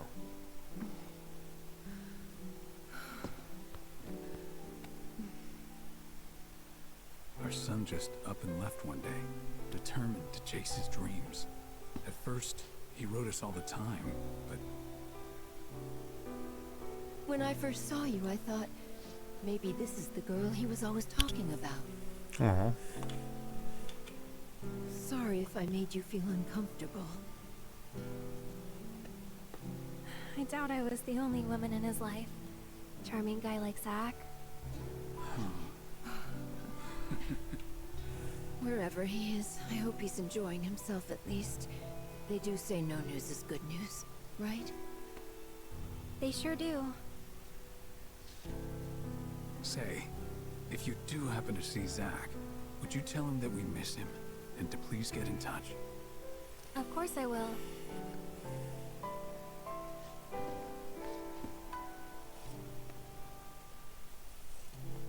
We should probably be heading back, don't you think? What? Already? At least have something to eat before you go. Thanks, but we don't want to keep our friends waiting. Another time, then.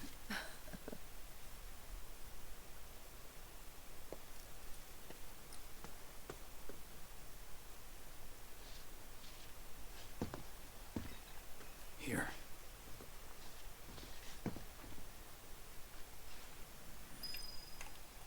God, that was weird and awkward, but in a like weird and awkward way.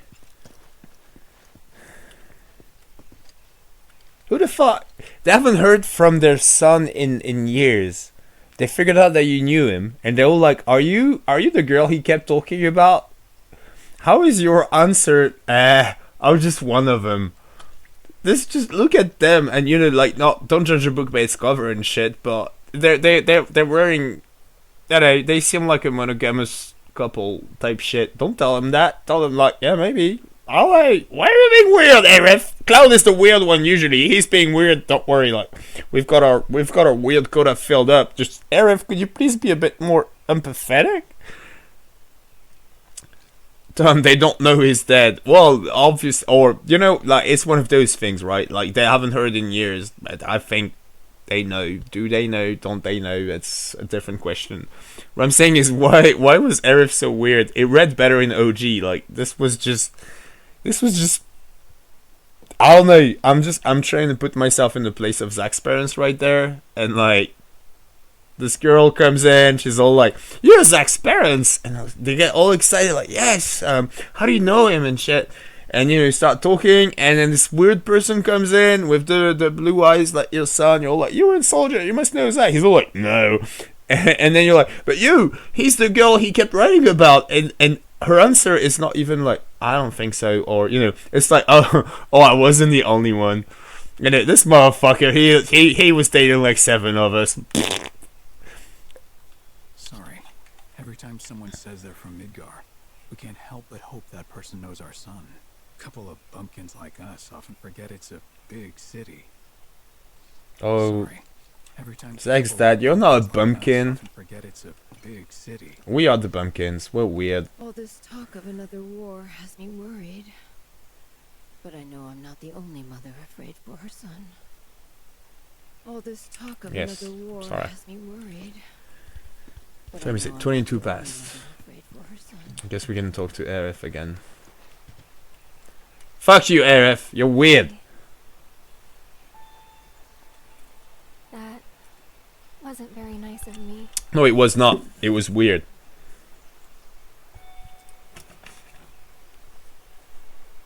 You remember me telling you about Zach, right? At the playground? How he was my first love? Yeah.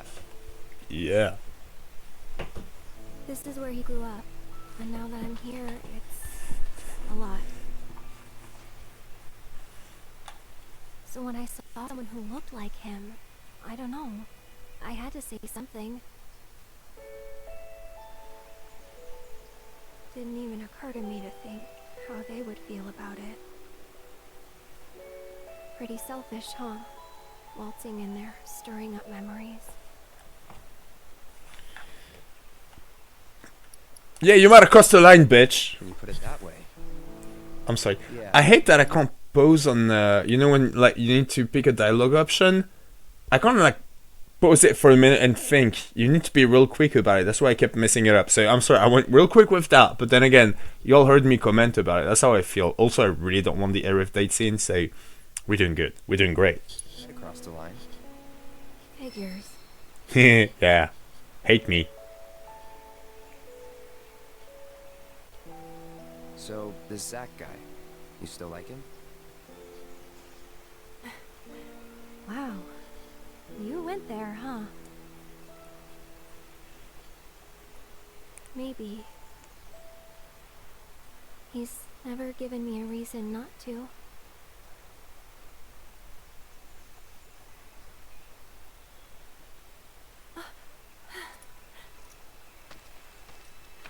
Any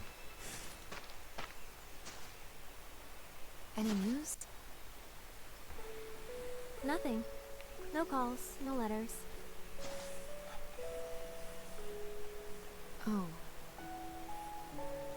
She told Tifa everything. That's Even though I'm adorable. cold like this, forget about that loser.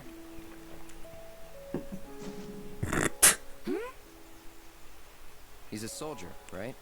Then I hate to break it to you, but if he's been gone this long, the man is dead. I thought Tifa was gonna.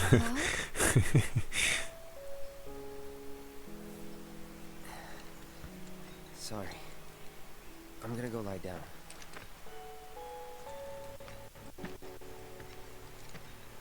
Well, that clears that up. He definitely doesn't know who Zack is.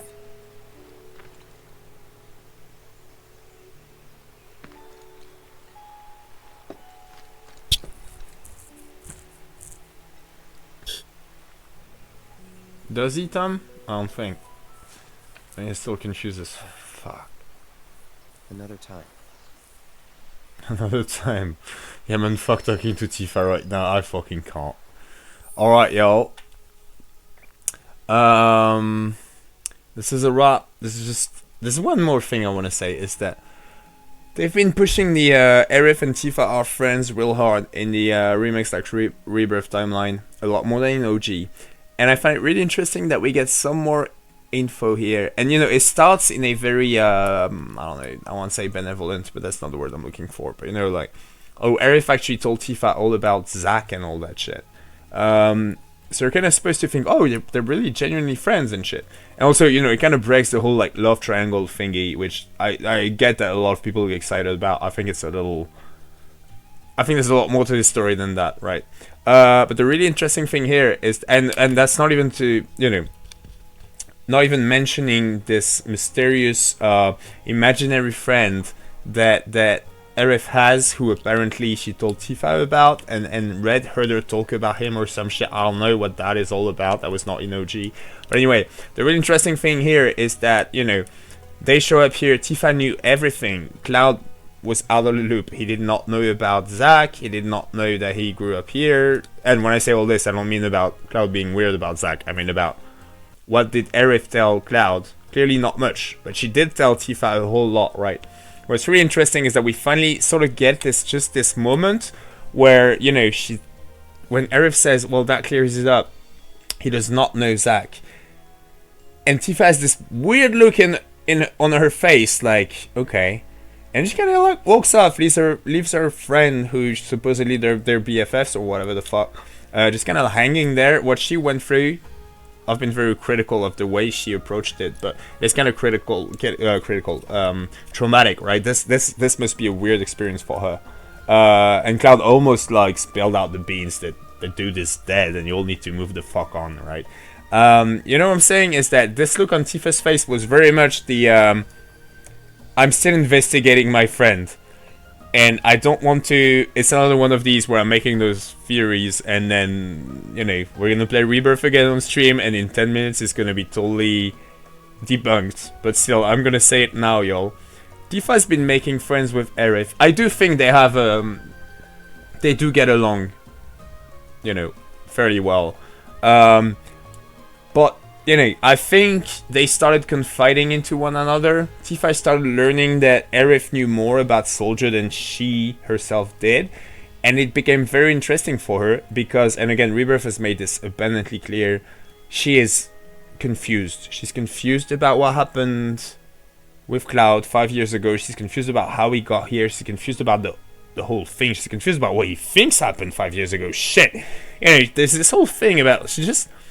And when she tried and talked to Cloud about it, he was all Cloud about it. So I feel like we just, you know, in that split second, it was a lot more than a split second. But you know what I'm saying? Like when we saw Tifa's face, gonna go like, okay, so at least we know he definitely did not know Zack. it sounded a lot like, you know, they were just chatting all friendly, like, oh, this is so cute. We're like, you know, teenage girlfriends hiding in some closet in the ferry ship from Junon to Costa del Sol, just like sharing secrets and shit. Who was your first love? Oh, he was a soldier. That's really interesting. Does he know Cloud? Well, I don't know. Actually, I did not really get a chance to ask him. Oh, you know, I'd be curious to know, because, you know, it'd be fun if he knew him there, wouldn't it? And, you know, the minute Aerith goes, oh, you know, well, never mind, he does not know Zack.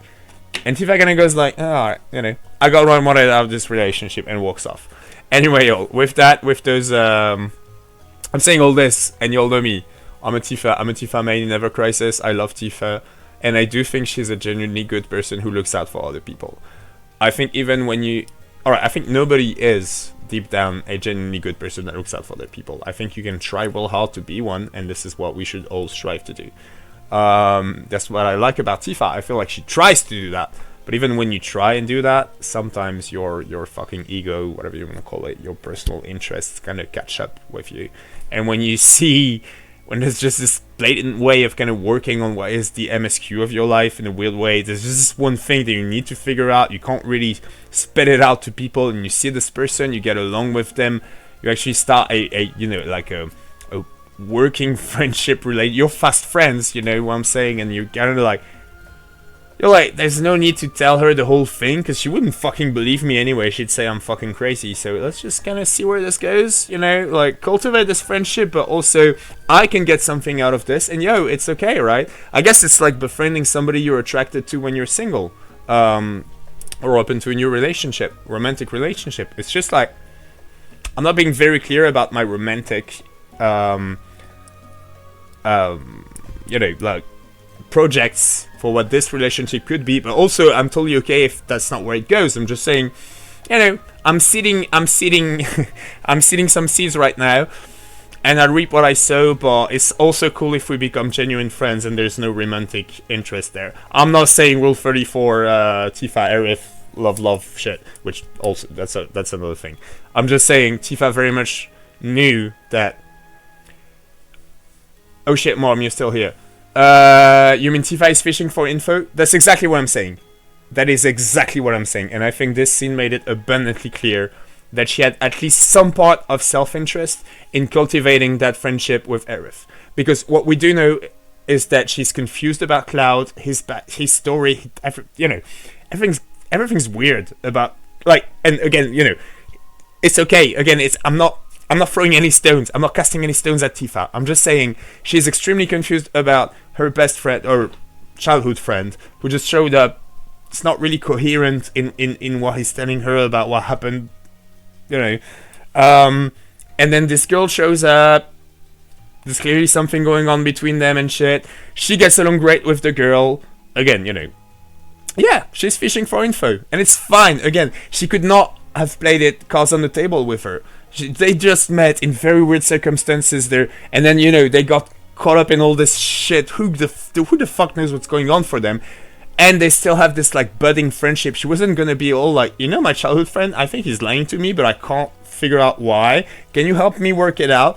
Especially when you know that she might have a bit of a crush on the person, you know, the person in question. And also you might have, and also, like, again, I don't even want to talk about the whole love triangle thing. I'm just saying that, yeah, Tifa has very much been fishing for info, which does not mean that their friendship is not genuine. It just means that she knew she could get something out of it, and right there, she just saw that, no, she can't.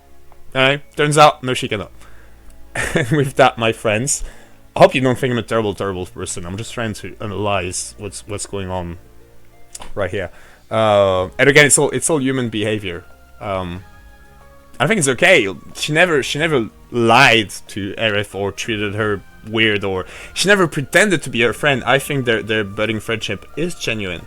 I just think Tifa very much was excited about the prospects of the information she might get, and that those hopes just got ruined right there. And with that, y'all, this is Morgan Zainon signing off. Thank you all for being here tonight. Be kind to each other. Eat less animals. Play more Final Fantasy. And if you're French, votez Front Populaire. Have a great night, all of you all. I will see you around. I make no promises on what we'll play Sunday. Maybe Rebirth, you know what, fuck it. We shall see. Good night, y'all.